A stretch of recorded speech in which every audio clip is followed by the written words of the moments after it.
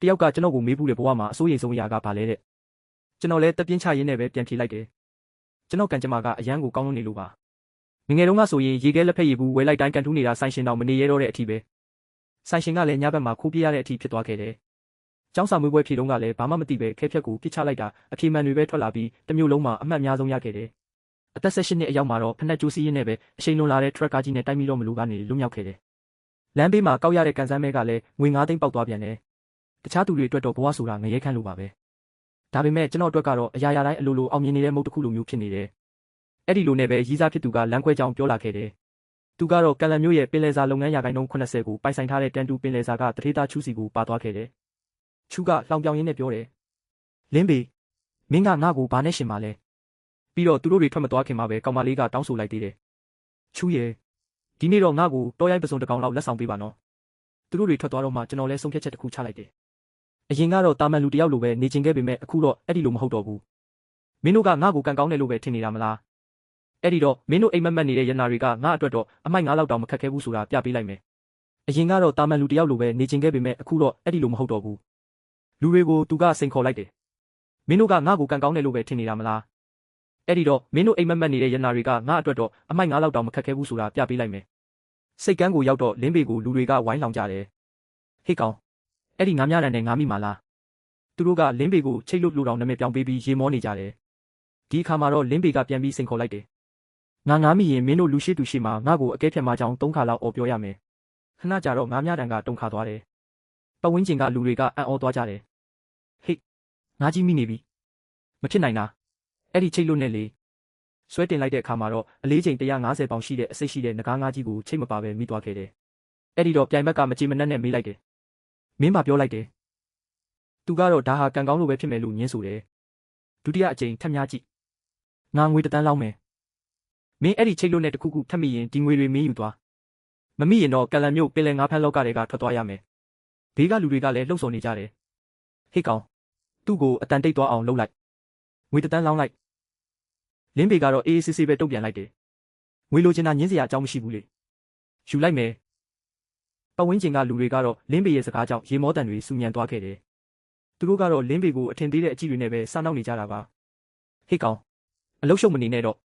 အလုတ်ကိစ္စတွေခဏဖယ်ထားပြီးသွားတော့လေလင်းပေကတော့ပတ်ဝန်းကျင်ကလောင်ပြောင်တန်တွေကိုလုံးဝဂရုမစိုက်ပါဘူးသူကတော့ငါးများတန်ကိုတင်းငိမ်စွာနဲ့ကိုင်းမြောက်လိုက်ပြီးငါးများဖို့အာယုံစိုက်လိုက်တယ်ခဏကြာမှာတော့ရေပြင်အောက်ကငါးများတစီကနေထူးဆန်းတဲ့တုန်ခါမှုတစ်ခုကိုခံစားလိုက်ရတော့တာပါပဲ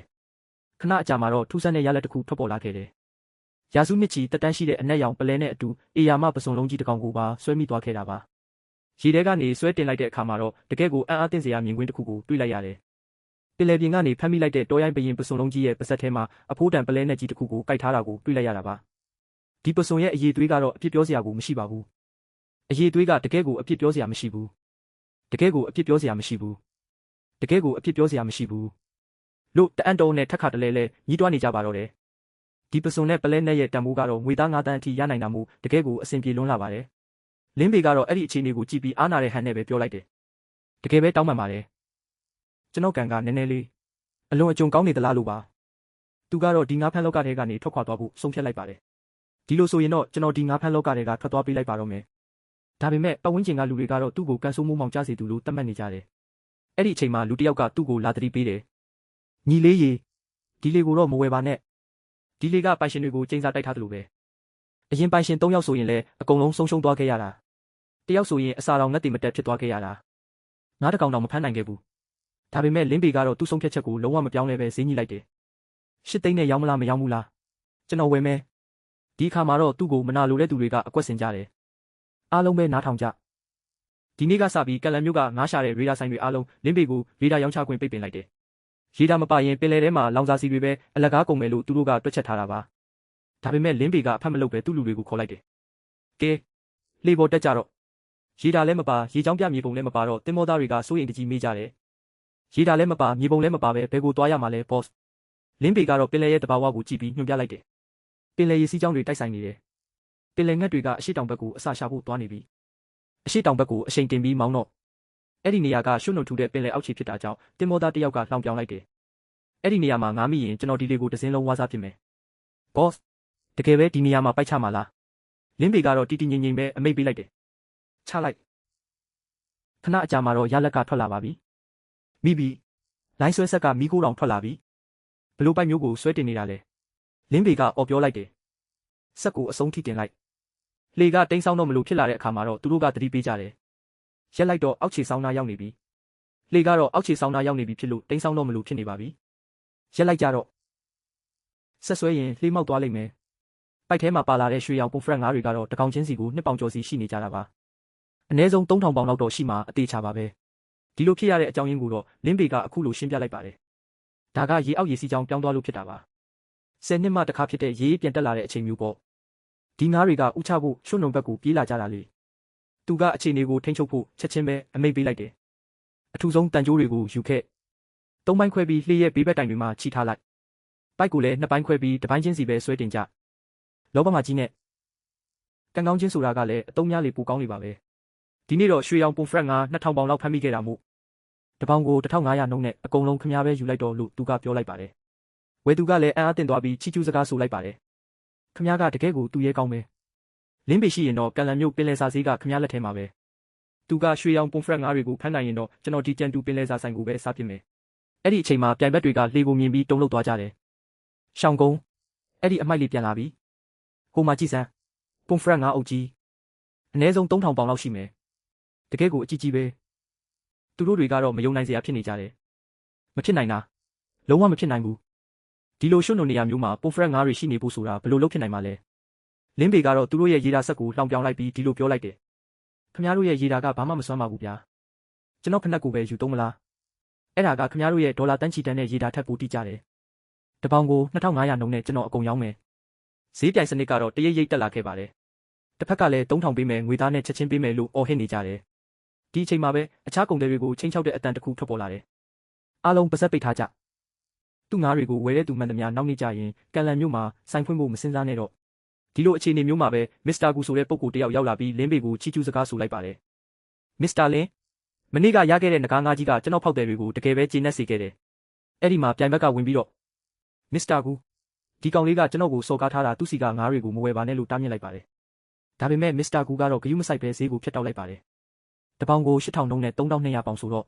စုစုပေါင်းတန်း25သိန်းနဲ့6သိန်းပေါ့ကိန်းကနန်းလာအောင်တန်း30ပေးမယ်အကုန်ယူမယ်ငွေလွှဲတာကိုချက်ချင်းပဲလှုပ်ဆောင်လိုက်တာကြောင့်လင်းပေတောင်မယုံနိုင်စရာဖြစ်သွားရတယ်ဈေးကောင်းကောင်းရသွားတဲ့အတွက်လင်းပေရဲ့တင်မောသားတွေကတော့ဝမ်းသာလွန်းလို့အော်ဟစ်နေကြတယ်သူထေးဒါကတော့တကယ်ကိုစုလက်ကြီးပဲဒီငွေတွေနဲ့အဝတ်စားတစ်တွေဝယ်မယ်ကောင်းကောင်းစားကြမယ်ကျန်တဲ့ငွေတွေကိုတော့မိသားစုစီပို့ပေးလိုက်မယ်သူထေးဒီနေ့ကစပြီးကျွန်တော်ဘဝကိုတထေးစီအပ်လိုက်ပြီတထေးတာအရှိကိုသွားခိုင်းရင်ကျွန်တော်ဘယ်တော့မှအနောက်ကိုမလှည့်ကြည့်တော့ဘူးဒါပေမဲ့ပြိုင်ဘက်ကတော့မကျေနပ်သေးပဲချိန်ဆလိုက်ပါတယ်စောင့်ကြည့်နေလိုက်နောက်တစ်ခေါက်ဒီတင်မောအိုကြီးထွက်လာရင်တော့တေချာပေါက်နစ်မြုပ်သွားလိမ့်မယ်လင်းပေကတော့ပြိုင်ဘက်တွေကိုတီတီငိမ့်ငိမ့်နဲ့ပဲပြန်ပြောလိုက်တယ်ကျွန်တော်ပြောထားပြီးသားလေဒီတင်မောကကံကောင်းချင်းတင်မောလို့အဲ့ဒီအပေါ်မှာကန်ဆိုးမိုးမောင်ကြအောင်လုပ်နေရင်တော့ကိုယ့်ပြင်းနဲ့ကိုယ်ပဲကံကောင်းတာလေးနဲ့ပဲအသက်မွေးရမှာပေါ့တင်မောသားတွေကတော့တင်မောရဲ့အခြေအနေကိုစိုးရိမ်နေကြတယ်ဒီတင်မောကနောက်တစ်ခေါက်ဒီလိုဝင်မျိုးထပ်မတည်နိုင်တော့ဘူးနောက်တစ်ခါဒီလိုလေးချိန်တွေအများကြီးတင်ရင်တော့တင်မောကိုထဲကအကွဲသွားလိမ့်မယ်မစ္စတာကူကတော့လင်းပေကိုရင်းရင်းနှီးနှီးဖိတ်ခေါ်လိုက်ပါတယ်ကျွန်တော်မှလန်တင်းရိပ်တာမှာကိုပိုင်ကလပ်တစ်ခုရှိတယ်အားတဲ့အချိန်ကျရင်လာလေကြပါဦးနောက်ပိုင်းတော့ကောင်းတဲ့ပစ္စည်းတွေဆိုကျွန်တော်ကိုပဲအရင်ရောင်းပေးပါတင်မောသားတွေကလည်းအခုလိုပတ်စံရလာတဲ့အခါတင်မောအစ်စ်လိုချင်နေကြတယ်သူထေးအခုတော့ပတ်စံရှိပြီပဲတင်မောအစ်စ်တစ်စီးလောက်ပြောင်းလိုက်ရအောင်ဒီတင်မောအိုကြီးကတကယ်ကိုအန်ရများတယ်တကယ်ပါအိမ်သားနဲ့ထိုင်ကုန်ပါတဲ့တင်မောအကြီးကြီးတစ်စီးလောက်ပြောင်းတင်ပြီလင်းပေကတော့အချိန်မတန်သေးဘူးလို့ယူဆလိုက်တယ်အခုတော့မဟုတ်သေးပါဘူးဒီတင်မောကအိုနေပေမဲ့ကျွန်တော်နဲ့ဆိုရင်အမြဲတမ်းကန်ကောင်းတတ်တယ်အရင်ဆုံးပြင်ဆင်ပြီးတော့ပဲဆက်သုံးကြတာပေါ့ပြင်ဆင်ဖို့အတွက်ယုံကြည်စိတ်ချရတဲ့နေရာတစ်ခုကိုသူတို့စဉ်းစားလိုက်ကြတယ်ကျွန်တော်သိတဲ့နေရာတစ်ခုရှိတယ်ကန်လန်မြို့မှာဦးဖုံးဆိုတဲ့သူရှိတယ်သူတင်မောပြင်ဆိုင်ကနှစ်ပေါင်း30လောက်ရှိနေပြီလက်ရာကတော့တကယ်ကိုထိတ်တန်းပဲဒါပေမဲ့သူ့စိတ်ကနည်းနည်းတော့ထူးဆန်းတယ်အဲ့ဒီလိုနဲ့ပဲဦးဖုံးရဲ့တင်မောပြင်ဆိုင်ကိုတွားဖို့ဆုံးဖြတ်လိုက်ကြတယ်ကောင်းပြီဦးဖုံးစီပဲတွားကြတာပေါ့တစ်ဖက်မှာတော့ဒေါသထွက်နေတဲ့ပြိုင်ဘက်ရဲ့သမီးဖြစ်သူကသူ့အဖေစီရောက်လာပြီးဖေဖေသမီးအတွက်လက်စားချေပေးပါအဲ့ဒီလင်းပေဆိုတဲ့ကောင်ကအရန်ကိုမောက်မာလုံးနေပြီလို့တိုင်တန်းလိုက်ပါတော့တယ်အဲ့ဒီလိုတိုင်တန်းတဲ့သမီးဖြစ်သူကိုဖခင်ဖြစ်သူကတော့ဒေါသတကြီးနဲ့ပြန်ဆူလိုက်တယ်မင်းကဘာလို့ဒီလောက်တောင်အတုံးမကြရတာလဲငါပတ်စံတန်းပေါင်းများစွာအကုန်ခံပြီးဝယ်ပေးထားတဲ့ငါးရှာတဲ့ရေဓာဆက်တွေကအလကားဖြစ်နေတာလားအဲ့ဒီလိုခင်မိတဲ့ဆက်တွေတောင်မင်းတို့ကတာမန်ငါးဖမ်းလေတစည်းကိုမရှင်းနိုင်ဘူးဆိုတာငါအပြစ်လားသမီးဖြစ်သူကတော့လင်းပေရဲ့ကံကောင်းမှုကိုသာအပြစ်တင်ရင်ပြန်ချေပါတယ်သူကကံကောင်းလို့ပါဖေဖေရဲ့ ရွှွနွန်တွေထဲမှာတောင်ဒီလောက်ကြီးတဲ့ငါးကြီးတွေရှိနေမယ်လို့ဘသူကထင်ပါလဲဖခင်ဖြစ်သူကတော့ဒါဟာကံတရားတသက်မဟုတ်ဘူးဆိုတာကိုသဘောပေါက်နေပုံရတယ်အဓိကကငါးဖမ်းတဲ့နီးလန်းမဟုတ်ဘူးဂျိုးချန်ညံဆိုတဲ့လူကသူ့စီကငါးတွေကိုငွေကြေးတန်း30အထိပေးဝယ်သွားတာပဲသမီးဖြစ်သူကတော့ဂျိုးချန်ညံဆိုတဲ့နာမည်ကိုကြားရတဲ့အခါလောင်ပြောင်းလိုက်တယ်ဂျိုးချန်ညံကဘာဖြစ်လဲကျမတို့စီယူတူကျန်အုပ်စုကအဲ့ဒီလူကိုကြောက်နေရမှာလားဖခင်ဖြစ်သူကတော့သူမရဲ့မသိနားမလည်မှုကိုစိတ်ပြက်စွာနဲ့ပဲရှင်းပြလိုက်တယ်မင်းဘာမှမသိဘူးဂျိုးချန်ညံနောက်ွယ်ကအင်အားကမင်းစိတ်ကူးရင်နိုင်တာထက်အများကြီးပိုကြီးမားတယ်အခုဆိုရင်ကလန်မြို့မှာကျမတို့ရဲ့ဂုံသတင်းကအန္တရာယ်ရှိနေပြီအဲ့ဒီနောက်တော့သူကလင်းပေကိုအမြင့်ဖြုတ်ဖို့အမိန့်ပေးလိုက်တယ်ကလန်မြို့ကတင်းမောပြင်ဆိုင်အားလုံးကိုအကြောင်းကြားလိုက်လင်းပေရဲ့လှေကိုဘယ်သူမှလက်မခံရဘူးအဲ့ဒီကောင်ရဲ့လှေကိုပြင်ပေးတဲ့သူတိုင်းဟာစီယူတူကျန်အုပ်စုရဲ့ရန်သူပဲဖခင်ဖြစ်သူရဲ့မာနာကြီးရဲ့စီမံချက်ကိုသမီးဖြစ်သူကသဘောကျသွားတယ်ဖေဖေတကယ်တော်တာပဲသူ့လေပြတ်သွားရင်သူဘာဆက်လုပ်မလဲဆိုတာကြည့်ရသေးတာပေါ့ဖခင်ဖြစ်သူကအဲ့ဒီလောက်နဲ့မပြီးသေးဘူးဆိုတဲ့ပုံစံနဲ့ဆက်ပြောတယ်ဒါရင်မကသေးဘူးဒီဇယ်ရောင်းတဲ့သူတွေနဲ့ရေခဲဆက်ပိုင်ရှင်အမာဘင်းကိုပါအကြောင်းကြားထားလိုက်သူ့လေကိုစီတစ်ဆက်တောင်မရစေရဘူးသူ့လေကိုစိတ်ကမ်းမှာပဲအမြဲပိတ်မိနေအောင်ငါလုပ်ပြမယ်နောက်တစ်နေ့မှာတော့လင်းပေတို့အဖွဲ့ဟာတင်မောပြင်ဆိုင်တစ်ခုကိုရောက်လာခဲ့ကြပေမဲ့ဆိုင်ရှင်ကတော့လှေကိုမြင်တာနဲ့ညင်းပယ်လိုက်တယ်ဒီလိုလှေအိုကြီးကိုဘာလို့ယူလာတာလဲဒီအတိုင်းသာဆိုရင်တော့အမိုက်ပုံပဲပို့လိုက်တော့တင်မောသားကတော့မခံမရက်နိုင်ဖြစ်ပြီးပြန်ပြောလိုက်တယ်ဦးဖန်ဒါကျွန်တော်တို့တထေးရဲ့လှေပါဒီနေ့တင်ပဲငါးကြီးပေါင်3000လောက်ဖမ်းလာနိုင်ခဲ့တာလှေကဝန်မနိုင်တော့လို့နည်းနည်းပျက်စီးသွားတာပါဒါပေမဲ့ဆိုင်ရှင်ကတော့လင်းပေရဲ့နာမည်ဆိုးကိုကြားဘူးနေပုံရတယ်ငါးမြတန်ကျိုးနဲ့ငကားဖမ်းနေဆိုတဲ့ကောင်လေးလားချိတ်လွတ်နဲ့ပလဲနဲ့ဖမ်းပြီးဖက်နဲ့ငါးရှာတယ်ဆိုတဲ့သူပေါ့လေသူကလှေကိုစစ်ဆေးကြည့်ပြီးနောက်မှာတော့ခေါင်းခါလိုက်တယ်လင်းပေရဲ့လှေကတော့ပြီးသွားပြီအင်ဂျင်ကလည်းဝင်ပြီးထားသလိုကိုယ်ထဲကလည်းပုံပြက်နေပြီသူကပြင်ခါကိုပါကြီးညာလိုက်တယ်ပြင်မယ်ဆိုရင်တော့အနည်းဆုံးငွေကြေး2တန်းလောက်ကုန်မယ်အဲ့ဒီပတ်စံဆိုရင်လှေအစ်တစ်စီးတောင်ဝယ်လို့ရနေပြီလင်းပေကတော့လှေကိုစွန့်လွတ်ဖို့ဆန္ဒမရှိပဲမေးလိုက်တယ်ငွေကြေး2တန်းခွဲလောက်ဆိုရင်ရောရမလားကျွန်တော်ဒီလေကိုပဲပြင်ချင်တာဆိုင်ရှင်ကလင်းပေရဲ့စိတ်သက်ကိုအထင်ကြီးသွားပုံရတယ်ဒီလေကိုတကယ်ပဲတန်ရောစင်ရှိနေတာလား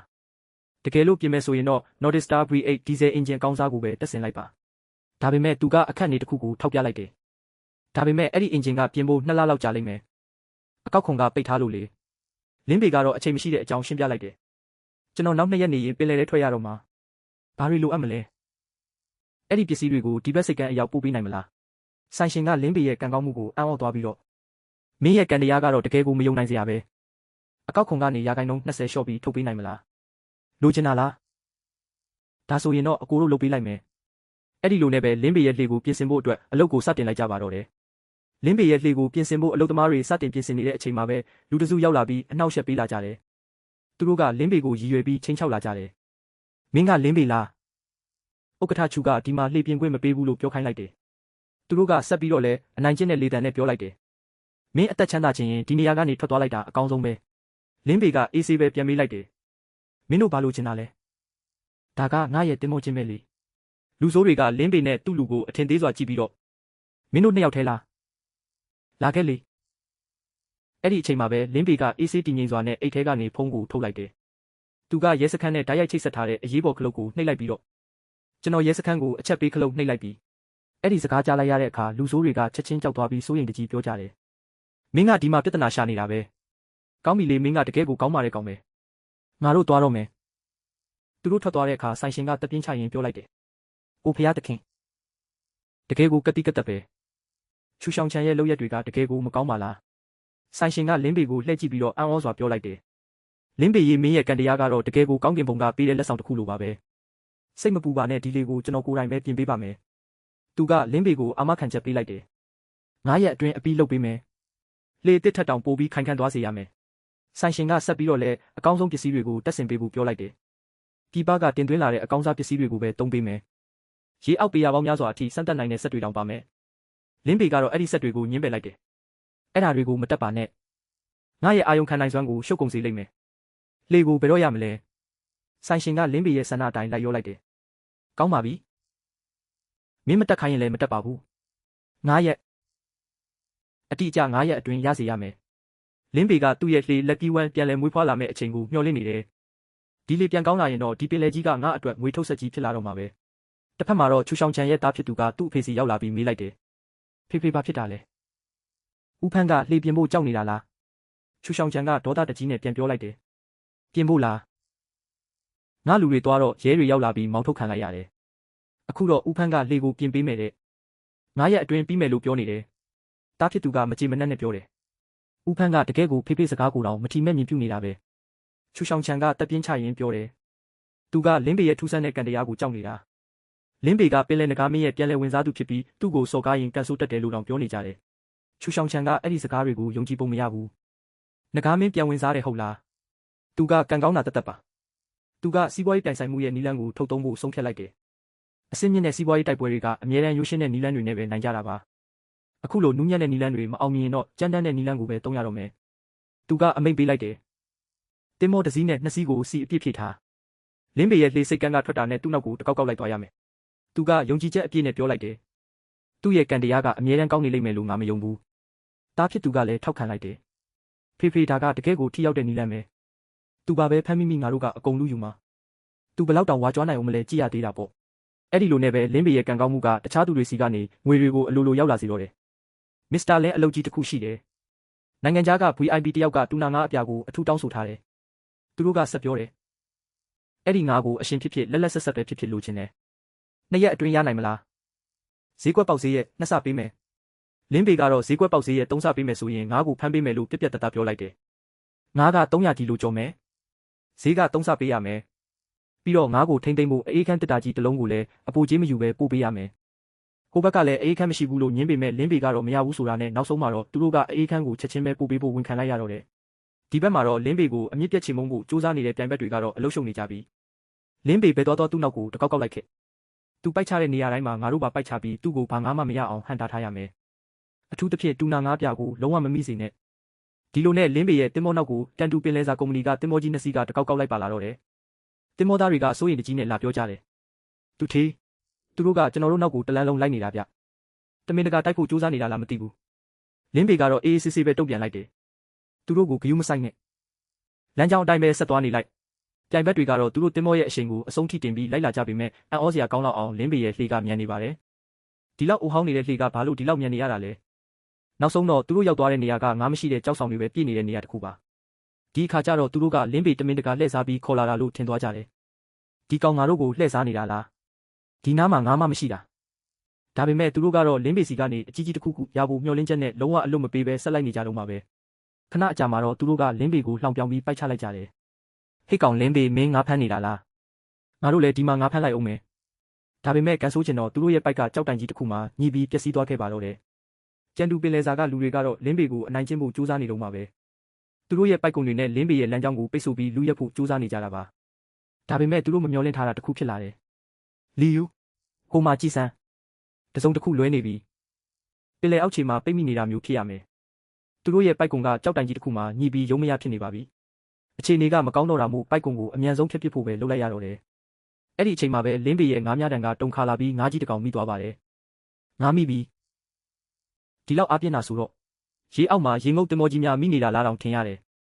သူကစက်ကိုအမြန်ဆုံးလဲပတ်ဖို့အမိန့်ပေးလိုက်တယ်ဝင်းချ်ကိုအနှိမ့်ဆုံးဂီယာပြောင်းလိုက်ကျိုးကိုခိုင်ခိုင်ဆွဲထားကြရေပေါ်ကိုဆွဲတင်လိုက်တဲ့အခါမှာတော့အားလုံးအံ့ဩသွားကြပါတယ်အလေးချိန်300ကီလိုကျော်တဲ့တူနာငါးအပြာကြီးပါပဲလင်းပေကသူ့ရဲ့တိုင်ဘက်ကိုလှောင်ပြောင်းတယ်လို့နဲ့ပြောလိုက်တယ်လီယူဒီနေရာကိုရှင်းပေးထားတဲ့အတွက်ကျေးဇူးပဲချူဥက္ကဋ္ဌကြီးကိုလည်းကျေးဇူးတင်တယ်လို့ပြောပေးလိုက်ဦးဒီလောက်ကြီးမားတဲ့တူနာငါးကို2ရက်အတွင်းဖမ်းမိတယ်ဆိုတာမဖြစ်နိုင်ဘူးလို့လူတွေကထင်နေကြတာပါဒါမဖြစ်နိုင်ဘူးကမ္ဘာအကောင်ဆုံးငါးဖမ်းအဖွဲ့တောင်ဒီလောက်မလုပ်နိုင်ဘူးဒါပေမဲ့လင်းပေအတွက်တော့မဖြစ်နိုင်တာမရှိပါဘူးရေခဲတတာတဲ့ကငါးကိုကြည့်လိုက်တဲ့အခါမှာတော့အားလုံးညင်းစရာမရှိအောင်အံ့ဩသွားကြပါတယ်အိုးတကယ်ကိုပြည့်စုံတယ်300ကီလိုကျော်တယ်ဒါတကယ်ထိတ်တန်းတူနာငါးပဲဈေးကွက်ပေါက်ဈေးထက်3ဆပိုပေးပြီးငွေပမာဏစုစုပေါင်း150သိန်းကိုတန်းပြီးလွှဲပေးလိုက်ပါတော့တယ်ရေခဲတတာဖုံးကိုဖွင့်ပြလိုက်ပြီးနောက်မှာတော့အထက်ကကုန်ပစ္စည်းကိုလက်ညှိုးထိုးပြရင်ပြောလိုက်တယ်ကုန်ပစ္စည်းတွေကဒီရေခဲတတာထဲမှာပဲကိုရိုင်းသာစိတ်ကြိုက်ကြည့်လိုက်ပြီးတော့အဲ့ဒီအခါမှာတော့ဝယ်လက်ကငါးကိုစစ်ဆေးကြည့်ပြီးအံ့ဩသွားတဲ့လေတံနဲ့ပြောလိုက်တယ်တကယ်ကိုပြည့်စုံတာပဲအလေးချိန်က300ကီလိုဂရမ်ကျော်တယ်ဒါတကယ်ထိတ်တန်းအဆင့်မြင့်တူနာငါးပဲသူကငါးရဲ့တန်ဖိုးကိုဈေးကွက်ပေါက်ဈေးထက်3ဆပိုပေးမယ်လို့ဆိုလိုက်တယ်ဈေးကွက်ပေါက်ဈေးထက်3ဆပိုပေးမယ်တွက်ချက်ကြည့်ရင်စုစုပေါင်း149သိန်းနဲ့6တောင်းကျတင်ပါပေမဲ့ငါ150သိန်းအထိပဲပေးလိုက်တော့မယ်စကားဆုံးတာနဲ့ချက်ချင်းပဲငွေလွှဲပေးလိုက်ရင်ကဲအခုပဲငွေလွှဲပေးလိုက်ပြီးတော့လို့ပြောလိုက်ပါတော့တယ်ဒီဘက်မှာတော့ချူဥက္ကဋ္ဌကြီးကတော့ငွေတွေပေးလိုက်ရပေမဲ့စိတ်ထဲမှာတော့မကျေနပ်မှုတွေတဖွာဖွာဖြစ်နေပါတယ်သူ့ရဲ့တင်မောနှစ်စင်းကလည်းပျက်စီးတင်မောသားတွေကလည်းဒဏ်ရာရအရှုံးကြီးရှုံးသွားတာကြောင့်လင်းပေကိုအညိုးတေးထားနေပါပြီ ဒီတစ်ခါတော့ကြံဟိုင်တယောက်လုံးဝကိုဒေါသထွက်နေပါတော့တယ်ကြံဟိုင်တယောက်ကတော့ဒီတစ်ခါမှဒေါသတွေအကြီးအကျယ်ထွက်နေပါပြီသူ့ရဲ့တင်မောကြီးတွေနဲ့တောင်ငါးဖမ်းလေးလေးတစ်စင်းကိုမနိုင်တဲ့အပြင်အရှုံးကြီးရှုံးခဲ့ရလို့သူ့လူတွေကိုအော်ဟစ်ဆဲဆူနေတော့တယ်မင်းတို့အားလုံးအတုံးမကျတဲ့ကောင်တွေပဲ2000တန်တင်မောကြီးတွေကငါးဖမ်းလေးပြက်လေးတစ်စင်းကိုအနိုင်မယူနိုင်ဘူးဆိုတာဖြစ်နိုင်ပါမလားကြံဟိုင်ကတော့ဒေါသထွက်လွန်းလို့သူ့လူတွေကိုအော်ဟစ်ဆဲဆူနေပါတော့တယ်မင်းတို့အားလုံးအတုံးမကျတဲ့ကောင်တွေပဲ2000တန်တင်မောကြီးတွေကငါးဖမ်းလေးပြက်လေးတစ်စင်းကိုတောင်အနိုင်မယူနိုင်ဘူးဆိုတာဖြစ်နိုင်ပါမလားအဲ့ဒီနောက်မှာတော့သူကလင်းပေရဲ့အခြေအနေကိုစူးစမ်းဖို့စီစဉ်ပါတော့တယ်ကလန်မြို့မှာရေခဲစက်ရုံတွေရှိလားရှာကြည့်စမ်းပြီးတော့လောင်စာစီရောင်းတဲ့စိတ်ကန်းတွေကိုလည်းရှာလူမသိသူမသိတဲ့ဝေးလံတဲ့နေရာဆိုရင်ပိုကောင်းတယ်သူကသူ့လူတွေကိုတတိပေးစကားလဲဆိုလိုက်ပါသေးတယ်သူ့ကိုတခြားသူတွေကပိတ်ပင်ထားတာကိုပဲထိုင်ကြည့်နေလို့မရဘူးကိုပိုင်လမ်းကြောင်းတစ်ခုတော့ရှိဖို့လိုတယ်မို့လို့ရှိရင်သူတို့ကငါတို့ကိုလဲပေးညစ်ထားတယ်လို့ဖြစ်နေလိမ့်မယ်ကြံဟိုင်ကသူ့လူတွေကိုအတုံးမကျကြောင်းထက်ခါတလဲလဲဆဲဆူနေတာပါပဲအတုံးမကျလိုက်တာအတုံးမကျတဲ့ကောင်တွေမင်းတို့အားလုံးအတုံးမကျတဲ့ကောင်တွေပဲသူကဒေါသတကြီးနဲ့ပဲတင်မော်ရီရဲ့အရွယ်စားကိုနှိုင်းရှင်ပြီးအော်ဟစ်နေတယ်2000တန်တင်မော်ကြီးတွေလေ1000တန်တင်မော်ကြီးကငါးဖမ်းလေအိုကြီးတစ်စင်းရဲ့အကစားခံနေရတယ်ဆိုတာဒါဟာရှက်စရာအကောင်းဆုံးပဲချူတိုကတော့ဒေါသထွက်နေတဲ့ကြံဟိုင်ကိုချော့မော်ရင်းနီးလန့်ရှာဖို့ကြိုးစားနေပါတယ်သူကကြံဟိုင်ကိုတိုးတိုးလေးပြောလိုက်တယ်ဥက္ကဋ္ဌကြီးစိတ်လျှော့ပါကျွန်တော်တို့မှနီးလန့်တစ်ခုကြံပါသေးတယ်ကြံဟိုင်ကတော့စိတ်မရှိစွာနဲ့ပဲပြန်မေးလိုက်တယ်ဘာနီးလန့်လဲပြောစမ်းချူတိုကတော့ရက်ဆက်တဲ့အစီအစဉ်တစ်ခုကိုထုတ်ဖော်လိုက်တယ်မနက်ဖြန်ကစပြီးကန်လန်မြို့ကစိတ်ကန်းတွေလောင်စာစီဆိုင်တွေနဲ့ရေခဲစက်ရုံအားလုံးကိုအမိန့်ထုတ်လိုက်မယ်လင်းပေကိုလောင်စာစီတစ်ဆက်ဒါမှမဟုတ်ရေခဲတုံးတစ်တုံးတောင်မရောင်းရဘူးကြံဟိုင်ကတော့အဲ့ဒီအစီအစဉ်ကိုသဘောကျသွားပြီးမောက်မာစွာနဲ့ရေမောလိုက်တယ်ကောင်းတယ်အဲ့ဒီလိုလှုပ်လိုက်စမ်းလောင်စာစီရောရေခဲပါမရရင်သူပင်လေတဲ့ဘလို့ထွက်နိုင်မလဲဆိုတာငါကြည့်ချင်သေးတယ်ငါစီးပွားရေးကိုလာချင်းချောက်ရဲတဲ့ကောင်ကိုငါအရှုံးပေးသွားအောင်လုပ်ပြမယ်သူတင်မောကိုမြုပ်ပစ်ပြီးသူ့ဘဝကိုပါဖျက်ဆီးပစ်မယ်အဲ့ဒီနောက်တော့သူတို့ရဲ့လူမိုက်ဖွဲ့ကစိတ်ကန်းပိုင်ရှင်အိုချန်စီကိုရောက်လာပြီးချင်းချောက်ပါတော့တယ်သူတို့ကစိတ်ကန်းကိုအတင်းအဓမ္မဝယ်ယူဖို့ကြိုးစားနေတာပါအိုချန်ဒီမြေနေရာအတွက်20သိန်းပေးမယ်ဒီနေ့ပဲစာချုပ်ချုပ်ရမယ်ဒါဥက္ကဋ္ဌကြီးရဲ့အမိန့်ပဲအိုချန်ကတော့ဒီလိုတရားလုံးတဲ့ဈေးနှုန်းကိုလက်မခံနိုင်ဘူးပေါ့သူကစိတ်ပြက်လက်ပြက်နဲ့ပြန်ပြောလိုက်တယ်ဒီစိတ်ကန်းမြေနေရာက10သိန်းတန်တာကို20သိန်းနဲ့ပဲပေးမယ်ပေါ့လေဒီလောက်နေတဲ့ငွေနဲ့ငါစိတ်ကန်းကိုတင်ပြီးမင်းတို့ချင်းငွေတွေဆက်ဖို့သုံးမလို့လားအဲ့ဒီအချိန်မှာပဲအကျွေးဝယ်တဲ့လူတွေကစိတ်ကန်းပိုင်ရှင်ချန်မြောင်စီကိုရောက်လာပြီးအကျွေးဆက်ဖို့အတင်းအကျပ်ဖိအားပေးနေပါတယ်သူတို့ကချိုးဥက္ကဋ္ဌကြီးမှလွှဲရင်ဘယ်သူမှဒီစိတ်ကန်းကိုဝယ်ရဲမှာမဟုတ်ဘူးလို့ချင်းချောက်ပြီးအတင်းအကျပ်ရောင်းခိုင်းနေတာပါပဲသူတို့ကစိတ်ကန်းကိုဘယ်လောက်နဲ့ရောင်းမလဲလို့မေးလိုက်တဲ့အခါမှာတော့မင်းတို့ဒီစိတ်ကန်းကိုဘယ်လောက်နဲ့ရောင်းမှာလဲအဲ့ဒီအချိန်မှာပဲလင်းမေရောက်လာပြီးဝင်ပါလိုက်ပါတယ်သူ့ကိုမြင်တော့လူဆိုးတွေကမထီတူရီနဲ့မေးလိုက်တယ်ဒီကောင်လေးကဘဲကရောက်လာတာလဲလင်းပေကတော့အေးအေးဆေးဆေးပဲပြန်ပြောလိုက်တယ်မင်းတို့နဲ့မဆိုင်ဘူးအခုချက်ချင်းထွက်သွားကြအဲ့ဒီအခါမှာတော့သူတို့ကအနိုင်ကျင့်ဖို့ကြိုးစားလာတာကြောင့်လင်းပေကပြန်ပြီးရိုက်နှက်လိုက်ပါတယ်ထပ်ပြီးလှုပ်ရှားကြည့်စမ်းအဲ့ဒီလူတွေကလင်းပေကိုပြန်ပြီးချင်းချောက်တယ်မင်းငါ့ကိုရိုက်ရဲတယ်ပေါ့ငါကချူဥက္ကဋ္ဌကြီးရဲ့လူတွေကွလင်းပေကတော့လုံးဝကြောက်ရွံ့ခြင်းမရှိပဲပြန်ပြောလိုက်တယ်ပြန်သွားပြီးချူချန်ဟိုင်ကိုပြောလိုက်ဒီနေ့ကစပြီးကင်းလုံပင်လေအော်ကငါပိုင်တယ်လင်းပေကအဲ့ဒီလိုကြီးညာပြီးတာနဲ့စိတ်ကန်းပိုင်ရှင်ကိုမေးလိုက်တယ်ချန်ပြောင်းမင်းစိတ်ကန်းအတွက်ဘယ်လောက်လိုချင်တာလဲချန်ပြောင်းကတုံဆိုင်နေတဲ့အချိန်မှာပဲလင်းပေကဈေးနှုန်းကိုတန်းပြောလိုက်တယ်120သိန်းမဟုတ်ဘူး150သိန်းပေးမယ်အဲ့ဒီအပို330ကမင်းအနားယူစေပေါ့မင်းမှာလုပ်ငန်း3ဘဏ်အကောင့်ရှိလားအခုချက်ချင်းငွေလွှဲပေးမယ်ဒီလောက်အများကြီးပေးဝယ်လိုက်တာကိုကြည့်ပြီးအားလုံးအံ့ဩသွားကြပါတယ်ဒီလိုစိတ်ကန်းလေးအတွက်150သိန်းတောင်ပေးတယ်ပေါ့လေချန်ပြောင်ကတော့ဝမ်းသာလွန်းလို့မျက်ရည်တောင်ကျလို့မတက်ဖြစ်သွားပါတယ်တခင်လေးလင်းကျွန်တော်မိသားစုရဲ့အသက်ကယ်ရှင်ပါပဲလင်းပေကတော့ပေါ့ပေါ့ပပပဲပြန်ပြောလိုက်တယ်ချန်ပြောင်အဲ့လောက်လည်းမလုပ်ပါနဲ့စိတ်ကန်းရဲ့အဓိကစက်ပစ္စည်းတွေအကုန်လုံးအကောင့်အတိုင်းရှိသေးရဲ့လားချန်ပြောင်ကလည်းချက်ချင်းပဲအာမခံလိုက်တယ်အကုန်လုံးကောင်းပါတယ်ရေခဲတက်တာလောင်စာစီခန်းနဲ့ဂရိန်းတွေအထိအားလုံးအလုပ်လုပ်နေပါတယ်ပြည်နယ်ပြင်ပကတင်မောတွေကိုချက်ချင်းဆက်သွယ်ပြီးလုပ်ငန်းစတင်ဖို့အစဉ်သင့်လုပ်လိုက်တော့မယ်လင်းပေကတော့အချိန်ဆွဲမနေပဲလုပ်ငန်းလည်ပတ်ဖို့အတွက်အမြန်ဆုံးစီစဉ်ခိုင်းလိုက်တယ်စီတင်ကား9စီးလောက်အမြန်ဆုံးခေါ်လိုက်အကောင်းဆုံးစက်ပြင်စရာတွေကိုလည်းငှားထားဒီညမှာပဲစက်ယုံကနေရေခဲတွေစထွက်လာတာကိုငါမြင်ချင်တယ်တစ်ဖက်မှာတော့ကိုဥက္ကဋ္ဌကကန်လုံးပင်လယ်အော်စိတ်ကန်းကိုဝယ်ယူလိုက်ပြီဆိုတဲ့သတင်းကပြန့်နှံ့သွားခဲ့ပါတယ်ဒီညတော့စိတ်ကန်းကိုတွားကြည့်ရအောင်မယ်ငွေကြေးတွေကိုအစင်သင့်ပြင်ထားငါတို့ပင်လယ်ပြင်ကိုထွက်ကြမယ်လင်းပေရဲ့လှုပ်ရှားမှုတွေကိုတော့နောက်ွယ်ကနေမျက်စိတောက်တောက်ကြည့်နေသူတွေရှိနေပါတယ်သူ့စီမှာသတင်းပေးတွေအများကြီးရှိနေတာပဲချူတန်ဟိုင်ကိုတော့ဒေဝါလီခံရလောက်တဲ့အထိဖြစ်စေမဲ့ပင်လယ်စာတွေကဘယ်ဘက်မှာရှိနေတာလဲတန်မိုးဖြတ်ပုံနဲ့ပတ်သက်ပြီးတော့လေသူတို့အချင်းချင်းအငင်းပွားနေကြတယ်ငါရှာတွေ့တာကကီလိုနဲ့ရောင်းရမှာမဟုတ်ဘူးဒါဆိုဘလို့ဈေးဖြတ်မှာလဲဂရန်နဲ့တွဲရမှာပေါ့ဒီကောင်တွေကလည်းသူတို့ကတော့လင်းပေရဲ့စိတ်ကန်းအဟောင်းကိုတောင်စီမံခန့်ခွဲနိုင်စွမ်းမရှိကြပါဘူးဥက္ကဋ္ဌကျူကတော့ငွေသား350ထိရင်းနှီးမြှုပ်နှံလိုက်တယ်နောက်ဆုံးတော့လေအဟောင်းချန်ကစာချုပ်မှာလက်မှတ်ထိုးလိုက်ရပြီကောင်းတယ်တကယ်ကောင်းတယ် လင်းပေစီကငါးတွေလုံးဝမဝယ်နဲ့ဒီစိတ်ကန်းကိုတေတွင်းတစ်ခုဖြစ်သွားအောင်လုပ်လိုက်သူတို့ကလင်းပေကိုအမြင့်ပြတ်ချေမှုန်းဖို့ကြံစီနေကြတယ်ဘော်လူကိုအကြောင်းကြားလိုက်အမတ်တစ်တင်မောပြင်ပြီးတာနဲ့ကံလုံးပင်လယ်ပြင်ကိုချက်ချင်းထွက်ခဲ့သူ့တင်မောကိုစောင့်ကြည့်နေသူပင်လယ်ထဲထွက်လာတာနဲ့ချက်ချင်းပိတ်ဆို့လိုက်တခုခုကြံစီရင်သူ့တင်မောကိုနစ်မြုပ်သွားအောင်လုပ်ပြီးသူ့ဘဝကိုပျက်စီးသွားစေရမယ်လင်းပေရဲ့တင်မောပေါ်မှာတော့အားလုံးအစင်သင့်ဖြစ်နေပါပြီတခင်လေးစီတွေအပြည့်ဖြည့်ထားပြီးတင်မောသားတွေလည်းအသင့်ပါပဲကျွန်တော်တို့အချိန်မရွေးတင်မောကျုပ်ဖြုတ်ပြီးထွက်ခွာလို့ရပါပြီလင်းပေကပြစ်မှတ်ကိုညွှန်ကြားလိုက်တယ်ပြစ်မှတ်ကတော့ဒေးဗေးထရီကန်နယ်မြေပဲခီးစင်စတာနဲ့ပဲတန်ကျူးရဲ့တင်မောနှစ်စင်းကသူတို့နောက်ကိုကပ်လိုက်လာပါတယ်သူတို့ကလမ်းကြောင်းကိုပိတ်ပြီးတော့ကျွန်တော်တို့ကိုတည်ငြိမ်မှုမရှိအောင်လုပ်နေတာပဲတင်မောသားတွေကစိုးရိမ်တကြီးပြောလာကြတယ်သူတို့အရန်ကိုကောက်ကျစ်လွန်းတယ်ကျွန်တော်တို့တင်မောကိုမှောက်အောင်လုပ်ဖို့ကြိုးစားနေတာလင်းပေကတော့အမိတ်ပေးလိုက်တယ်ဘယ်ဘက်ကိုအမြန်ဆုံး꿰ပြီးအနောက်မြောက်ဘက်ကိုဦးတည်တခင်လေးအဲ့ဒီဘက်ကမလုံခြုံဘူးအနောက်မြောက်ဘက်ကမြူနင်းတွေထူပြီးကြောက်ဆောင်တွေပြင်းနေနေတဲ့နေရာပဲမုန်တိုင်းလည်းအမြဲတမ်းပြင်းထန်တယ်ဘယ်တင်မောမှအဲ့ဒီဘက်ကိုမသွားရဲကြဘူးအဲ့ဒီထဲဝင်သွားရင်တေးဖို့ပဲရှိတယ်လင်းပေကတော့ရဲရဲဝံဝံပဲပြန်ပြောလိုက်တယ်ငါတို့သွားကိုသွားရမယ်တင်မောကကြောက်ဆောင်တွေကြားထဲကိုအန်ဒီအများစွာနဲ့ဖြတ်တန်းသွားနေရတယ်လူအကုန်လုံးကြောက်ဆောင်တွေပဲအရှိန်မလျှော့ရင်ကြောက်ဆောင်နဲ့တိုက်မိတော့မယ်တင်မောကိုရက်ပြီးကြောက်ချထားလိုက်မြူတွေပါသွားတဲ့အထိစောင့်မယ်အန်ဒီကနေလွတ်မြောက်သွားတဲ့အခါတင်မောသားတွေကတပ်ပြင်းချလိုက်ကြတယ်တခင်လေးခုနကတကယ်ကိုအန်ဒီများတယ်ကြောက်ဆောင်နဲ့တိုက်မိတော့မလို့ဖြစ်သွားတာစိတ်မပူပါနဲ့ကောင်းကင်ဘုံကငါတို့ကိုစောက်ရှောက်ပေးမှာပါအဲ့ဒီအချိန်မှာပဲရေပြင်ပေါ်မှာမျောနေတဲ့ပစ္စည်းတစ်ခုကိုလင်းပေတတိထားမိသွားတယ်ဟိုမှာကြည်စမ်းအဲ့ဒါပါလေတစ်သားဆွေးလေးတစ်ခုမဟုတ်လားဆယ်ပြီးတော့စစ်ဆေးကြည့်လိုက်အနီးကပ်ကြည့်လိုက်တော့အနံ့ဆိုးတွေထွက်နေတယ်ဘာကြီးလဲတရိษံအညစ်အကြေးနဲ့တူနေတယ်ဒါပေမဲ့လင်းပေကတော့အဲ့ဒီအရာကိုတေချာကြည့်ပြီးပြုံးလိုက်တယ်ဒါကအမွှေးနံ့တာတစ်မျိုးပဲဒါကဝေလငါးတွေရဲ့ဦးလန်းချောင်းကနေထွက်လာတဲ့အမ်ဘာဂရစ်ပဲပင်လယ်ရေထဲမှာနှစ်ပေါင်းရာချီစိန်ထားမှဖြစ်လာတာတဂရန်ကိုငွေ3000ကနေ9000လောက်အထိပေါက်ဈေးရှိတယ်အခုဒီပိုင်းစကအလေးချိန်30ကီလိုလောက်ရှိမယ်ဒါကတကယ်ကိုအံ့ဖွယ်ပဲနှစ်ပေါင်း200ကျော်တက်တန်းရှိပြီးကောင်းကင်တမန်ရဲ့မျက်ရည်လိုမျိုးတန့်စင်နေတာပဲပီယာဆိုတဲ့ပုဂ္ဂိုလ်ကတော့ဥရောပရဲ့ထိပ်တန်းစိန်ခံပစ္စည်းကုမ္ပဏီကြီးတစ်ခုကိုကိုစားပြုပြီးလင်းပေစီရောက်လာတယ်သူကဒီအမ်ဘာဂရစ်ကိုအတွင်းဆေးစစ်ပြီးလေလံတင်ရောင်းချဖို့ကမ်းလှမ်းလာတာပါမစ္စတာလင်းအားလုံးကတော့တခင်လေးရဲ့ဆုံးဖြတ်ချက်အတိုင်းပါပဲကျွန်တော်ကတော့ကနန်းတွေပဲစိတ်ဝင်စားပါတယ်လေလံဆွဲပွဲကတော့အသေးအတန်ဖြစ်လာတော့တာပါပဲအမေရိကန်ဒေါ်လာ15တန်း25တန်း30တန်းအဲ့ဒီလောက်နဲ့တင်မရက်တန့်သွားပဲနောက်ဆုံးမှာတော့အမေရိကန်ဒေါ်လာ42တန်းဆိုတဲ့ဈေးနှုန်းနဲ့အယောင်းဝယ်အပြီးတက်သွားခဲ့တယ်အခွန်နဲ့ကော်မရှင်တွေဖြတ်ပြီးတာနဲ့ငွေ280တန်းဟာ2နာရီအတွင်းမှာသူ့အကောင့်ထဲရောက်လာတော့မှာပါစီးပွားရေးလုပ်ရတာကျင်းနေစရာကောင်းပါတယ်မစ္စတာကူငွေ300နီးပါးကိုအေးဆေးပဲရလိုက်ပေမဲ့လင်းပေရဲ့နှလုံးခုန်လုံးကတော့ပုံမှန်တိုင်းပါပဲဒီအချိန်မှာတော့ကလန်မျိုးရဲ့အာနာရှင်ချိုင်းရွှဲထန်းဟိုင်ကအရာအလုံးကိုသူ့လက်ထဲမှာထိန်းချုပ်ထားနိုင်ပြီလို့ထင်နေတယ်သူမသိလိုက်တာကတော့သူဟာတကယ်ငကားတစ်ကောင်ကိုစိန်ခေါ်လိုက်မိတာပါပဲကလန်မျိုးမှာလင်းပေဆိုတဲ့နာမည်နဲ့ဘယ်သူမှနေရာမရစေရဘူးလို့သူကြုံဝါထားခဲ့တာပါလင်းပေရဲ့အဲ့ဒီစိတ်ကန်းအိုကြီးကနောက်ဆုံးတော့သူ့လက်ထဲမှာပဲပုတ်တိုးသွားလိမ့်မယ်အဲ့ဒီအချိန်မှာပဲသူ့လက်အောက်ငယ်သားကထိတ်လန့်တကြားနဲ့ရောက်လာပြီးသတင်းဆိုးတစ်ခုပြောလိုက်တယ်ဥက္ကဋ္ဌချိုင်းရွှဲတခုခုမားနေပြီ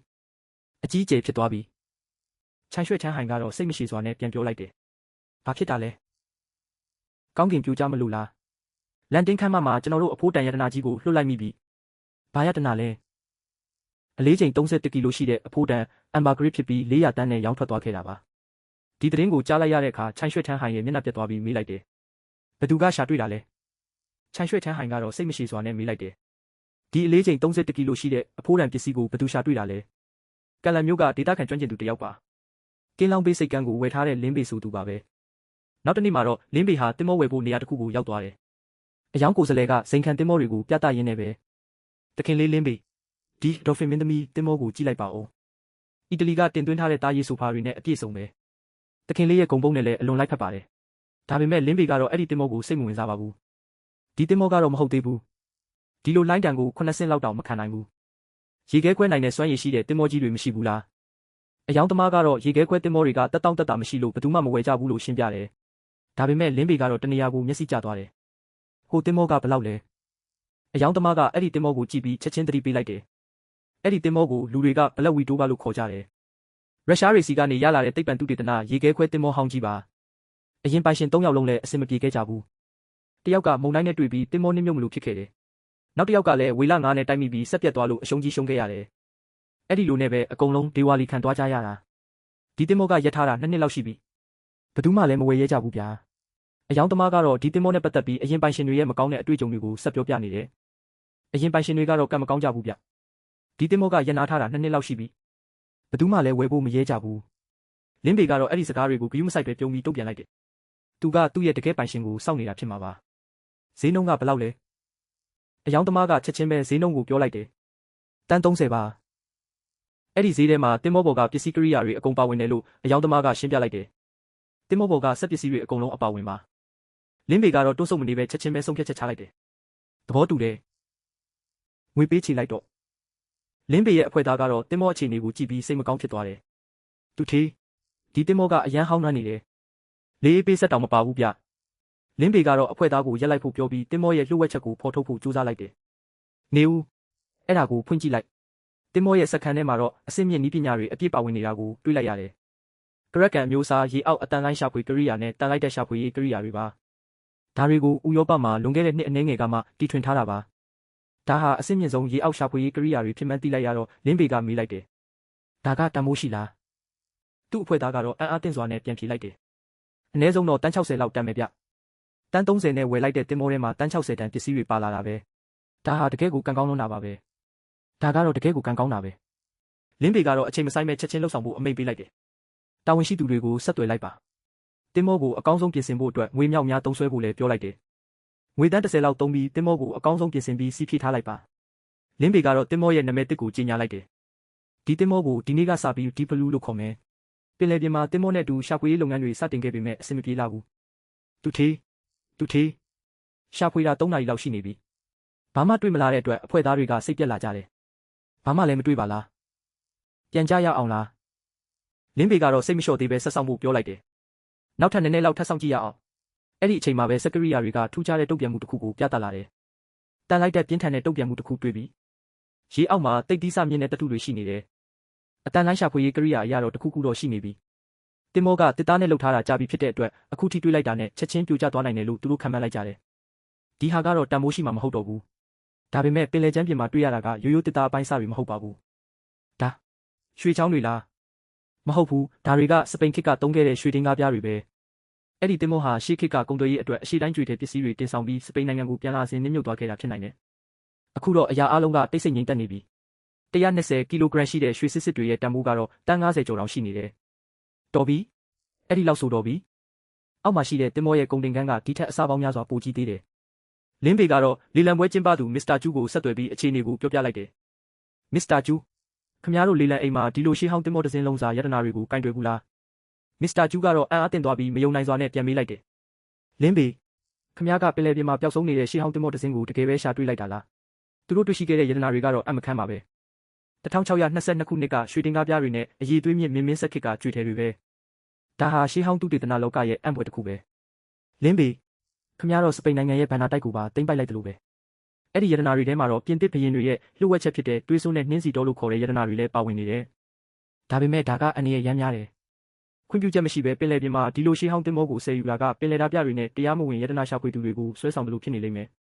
လင်းပေကတော့ဘေးကင်းရေးကိုစိုးရိမ်ပြီးပတ်ဝန်းကျင်ကိုစစ်ဆေးကြည့်လိုက်တယ်အနီးအနားမိုင်90အတွင်းမှာဘာတင်မောမှမရှိဘူးဒီရတနာတွေကိုလုံခြုံအောင်ထိန်းထားနိုင်ပါမလားသူကတော့လုံခြုံရေးအတွက်စီစဉ်လိုက်တယ်ကျွန်တော်တို့လမ်းကြောင်းကိုချက်ချင်းလျှောက်ထားမယ်အထောက်ထားစစ်ဆေးရေးအဖွဲ့နဲ့လုံခြုံရေးတပ်ဖွဲ့ကိုလေကြောင်းကနေခေါ်လိုက်မယ်ဝက်ဝင်ကြီးတင်မောကြီးမရောက်ခင်မှာအကြီးစားကုန်ပစ္စည်းတွေကိုအရင်ဆယ်တင်ထားလိုက်တော့အဖွဲ့သားတွေကတော့ပင်ပန်းလုံးလို့အကူအညီတောင်းလိုက်ကြတယ်သူထေးကိရိယာတွေကအရန်လေးလုံးလို့ကျွန်တော်တို့ဆက်တယ်ဖို့မလွယ်တော့ဘူးခဏလောက်တော့နားပါရစီမစ္စတာကူကတော့ရတနာတွေရဲ့တန်ဖိုးကိုခံမှန်းလိုက်တယ်ဒီရတနာတွေနဲ့ရွှေတွေရဲ့စုစုပေါင်းတန်ဖိုးက9ဘီလီယံကျော်တယ်လေလံပွဲပြီးတာနဲ့ခမည်းအကောင့်ထဲကိုငွေတွေလွှဲပေးလိုက်မယ်အဲ့ဒီအချိန်မှာပဲရုတ်တရက်အန်ရီတစ်ခုဝင်ရောက်လာတယ်သူထေးညံနှုံးမြင့်ဆက်လေ3စင်းကျွန်တော်တို့စီကိုအမြန်နှုံးနဲ့ဥတီလာနေတယ်အဲ့ဒါတွေကငါးဖမ်းလေတွေမဟုတ်ဘူးပင်လယ်သားပြတွေပဲသူတို့မှာလက်နက်ကြီးတွေမရှိတဲ့အတွက်အဖွဲ့သားတွေစိုးရိမ်နေကြတယ်ကျွန်တော်တို့ဘာလုပ်ကြမလဲလုံခြုံရေးဝန်ထမ်းတွေပဲရှိပြီးလက်နက်ကြီးတွေမှမပါတာလင်းပေကတော့တင်းငိမ်စွာပဲအမိတ်ပေးလိုက်တယ်စိတ်အေးထားပါသူတို့တင်မောပေါ်တက်လာလို့မရဘူးလင်းပေကရေပန်းဆက်ကိုအမြင့်ဆုံးတင်ပြီးတပြတွေကိုတတိပေးလိုက်တယ်တင်မောပေါ်ကပစ္စည်းတွေကိုအကုန်ပေးလိုက်ပါမဟုတ်ရင်ပြစ်ခတ်တော့မယ်3စက္ကန့်အတွင်းဒီနေရာကထွက်သွားကြမထွက်သွားရင်တော့ငါးစာဖြစ်သွားလိမ့်မယ်တပြတွေကတော့မရမကပြစ်ခတ်ဖို့ကြိုးစားပေမဲ့လင်းပေကကြိုတင်ပြင်ဆင်ထားပြီးသားပါကျွန်တော်မာရီတိုင်းဂျိုတုကနေတဆင့်နိုင်ငံတကာကမ်းခြေစောင့်တပ်ဖွဲ့ကိုဆက်သွယ်ထားပြီးပြီသူတို့10မိနစ်အတွင်းရောက်လာလိမ့်မယ်တပြတွေကတော့ကြောက်လန့်ပြီးတင်မောကိုအမြန်လှည့်ကထွက်ပြေးသွားကြတယ်ဒီနေရာမှာပဲစောင့်နေပြီးအဖမ်းခံလိုက်ကြဦးပေါ့အန်ရီကနေလွတ်မြောက်သွားပေမဲ့လင်းပေကတော့ဒါဟာအစပဲရှိသေးတယ်လို့တွေးလိုက်တယ် ဒါကအစပဲရှိသေးတယ်ပိုနဲ့တဲ့ပင်လယ်ထဲကိုဆက်သွားရင်ဒီထက်ပိုတဲ့အန္တရာယ်တွေနဲ့ရင်ဆိုင်ရအောင်မယ်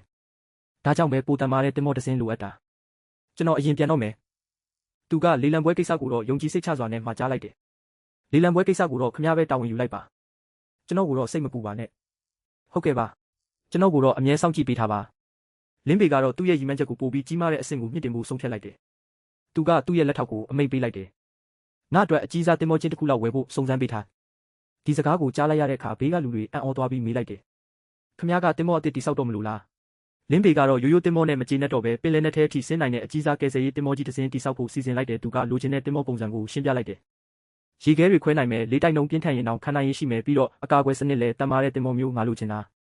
သူ့ရဲ့လက်ထောက်ကလည်းအတက်နိုင်ဆုံးစုံစမ်းပေးဖို့ကတိပေးလိုက်တယ်ဟုတ်ကဲ့ပါကျွန်တော်အသေးချာစုံစမ်းထားပါမယ်ဘာသတင်းမှမရရအရင်ဆုံးခမ ्या ကိုပဲအကြောင်းကြားပါမယ်အဲ့ဒီနောက်မှာတော့လင်းပေကကလန်ဘေးစိတ်ကန်းစီပြန်လှည့်ဖို့ဆုံးဖြတ်လိုက်တယ်အခုတော့ကလန်ဘေးစိတ်ကန်းစီပြန်ကြမယ်အဲ့ဒီမှာရက်အနှဲငယ်လောက်အနားယူကြတာပေါ့တင်မောပေါ်မှာအဖွဲ့သားတွေကလင်းပေရဲ့ထူးဆန်းတဲ့ငါးများနဲ့ကိုကြည့်ပြီးမနေနိုင်တော့ပဲစနောက်လိုက်ကြတယ်ဒီငါးတွေကပင်လယ်ကြီးကိုစော်ကားနေတယ်လို့ပဲဝက်ဦးချောင်းနဲ့ငါးများတယ်ဆိုတာဘသူများလုပ်ဘူးလို့လဲဗျာလင်းပေကတော့တီတီငိမ့်ငိမ့်ပဲပြန်ပြောလိုက်တယ်ဒါကဂျန်ထိုက်ကုန်းငါးများတယ်လို့မျိုးပေါ့မိမိသဘောအလျောက်စားမဲ့ငါးမမိမှာဒီစကားကိုကြားတော့အဖွဲ့သားတစ်ယောက်ကလှောင်ပြောင်းလိုက်တယ်ဟာဟာအဲ့ဒီချိန်နဲ့ငါးမိရင်ကျွန်တော်ဒီငါးများတန်ကိုပဲဝါစားပြမယ်ဗျာသူ့စကားမဆုံးခင်မှာပဲငါးများတန်ကရုတ်တရက်တုန်ခါသွားပြီးအကြီးကြီးတကောင်မိသွားတော့တယ်အာတကယ်မိသွားပြီငါးများတန်ကျိုးတော့မယ်ကျိုးကိုလွှတ်ပေးလိုက်လင်းပေကအမိတ်ပေးလိုက်ပြီးတဲ့နောက်မှာတော့အဖွဲ့သားတွေကိုအသားလေးဆွဲတင်ဖို့ညွှန်ကြားလိုက်တယ်ပါဇက်ထဲမှာအစာမိနေပြီဆိုတော့လွတ်ဖို့လမ်းမရှိတော့ဘူးဝင်းကဆက်ကိုဖွင့်ပြီးဖြည်းဖြည်းချင်းဆွဲတင်လိုက်ကြရေပေါ်ကိုဆွဲတင်လိုက်တဲ့အခါမှာတော့ပေါင်လေး900လောက်ရှိတဲ့တူနာငါးကြီးတစ်ကောင်ဖြစ်နေတယ်အံ့ဩစရာကောင်းလိုက်တာတူနာငါးကြီးပါလားလင်းပေကငါးရဲ့ပါဇက်ထဲမှာထူးဆန်းတဲ့အရာတစ်ခုကိုသတိထားမိသွားတယ်ဟစ်ကောင်တွေကြည်စမ်းငါးပါဇက်ထဲမှာတစ်ခုခုစွတ်မိနေတယ်အဲ့ဒါကိုဆွဲထုတ်ကြည့်စမ်းငါးပါဇက်ထဲကထွက်လာတဲ့အရာကိုမြင်လိုက်ရတဲ့အခါအားလုံးအံ့ဩသွားကြတယ်ငါးပါဇက်ထဲမှာငွေတွေပါလာတာလားကန်ကောင်းလိုက်တာဗျာကန်တရားဆိုတာတားဆီးလို့မရဘူးလင်းပေကအဲ့ဒီအရာကိုစစ်ဆေးကြည့်ပြီးရှင်းပြလိုက်တယ်ဒါကတော့ထိတ်တန့်အဆင့်ရှိတဲ့အဖြူရောင်အမ်ဘာဂရစ်ပဲဈေးကွက်မှာတော့ဒါကိုကီနန်အဆင့်လို့ခေါ်ကြတယ်ရွှေနဲ့တူတဲ့တန်ဖိုးရှိတာမို့ဒီတစ်ခုတည်းနဲ့တင်တန်ပေါင်းများစွာရနိုင်တယ်ငါးပါဇက်ထဲကထွက်လာတဲ့အမ်ဘာဂရစ်တုံးကြီးဟာအဖိုးအခါအဖြစ်တန်းဆယ်ကနန်းလောက်တန်ဖိုးရှိတဲ့အဖြူရောင်အမ်ဘာဂရစ်အမျိုးအစားဖြစ်နေတယ်ဒီအချိန်မှာပဲဘေးနားကတင်မောတစင်းကအဲ့ဒီငါးကိုမြင်ပြီးချက်ချင်းဈေးခေါ်လိုက်တယ်ငါ9တန်းပေးမယ်ငါ့ကိုရောင်းလိုက်ပါမရောင်းဘူးလားလင်းပေကတော့ဘေးကလူတွေကိုဂယုမဆိုင်ပဲအေးအေးဆေးဆေးပဲပြန်ပြောလိုက်တယ်ဒါကိုငါတို့ပဲစားမှာအဲ့ဒီတင်မောကလူကဈေးကိုတိုးလိုက်တယ်6တန်းငါ6တန်းပေးမယ်လင်းပေကတော့လုံးဝစိတ်မဝင်စားတဲ့ပုံစံနဲ့ပြက်ပြက်တသားညင်းလိုက်တယ်မရောင်းဘူးလို့ပြောထားတယ်လေဘလောက်ပေးငါတို့မရောင်းဘူးသူတို့လက်ထဲကအဖိုးတန်ငါးကိုကိုယ်တိုင်စားပစ်လိုက်တာကိုမြင်တော့ဟိုဘက်တင်မောကလူတွေကနှမျောတီးတိုးဖြစ်နေကြတယ်နှမျောစရာကြီးကွာအဖွဲ့သားတွေကလည်းအဲ့ဒီငါးကိုဘလို့ချက်ပြုတ်စားရင်ကောင်းမလဲဆိုတာတိုင်ပင်နေကြတယ်ငါတို့အဆက်လေးနဲ့ချက်စားကြည့်ရမလာ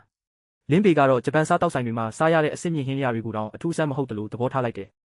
အဲ့ဒီလိုနေရာမျိုးတွေမှာစားတာထက်ဒီလိုမျိုးပကံလုံးကြီးကြီးနဲ့ကြက်သွန်ဖြူလေးနဲ့စားရတာကမှတကယ်ရတာပဲပျော်ရွှင်စရာကောင်းတဲ့အချိန်လေးမှာပဲရုတ်တရက်ရေဓာနဲ့လမ်းကြောင်းပြဆက်တွေအလုံးမလုံးတော့ပဲထူးခြားတဲ့အခြေအနေတစ်ခုဖြစ်လာတယ်ဒီနေ့ကံကြမ္မာကတစ်မျိုးပဲနော်ရေဓာတွေရောလမ်းကြောင်းပြဆက်တွေပါအကုန်ပြတ်ကုန်ပြီသူတို့တင်မောဟာဘာမြူဒါတီကန်ရဲ့အစုံပိုင်းကိုရောက်ရှိနေတာဖြစ်တဲ့အတွက်ထူးဆန်းတဲ့တန်လိုက်တက်တွေရှိနေတာကတဘာဝပဲလို့လင်းပေကသုံးသပ်လိုက်တယ်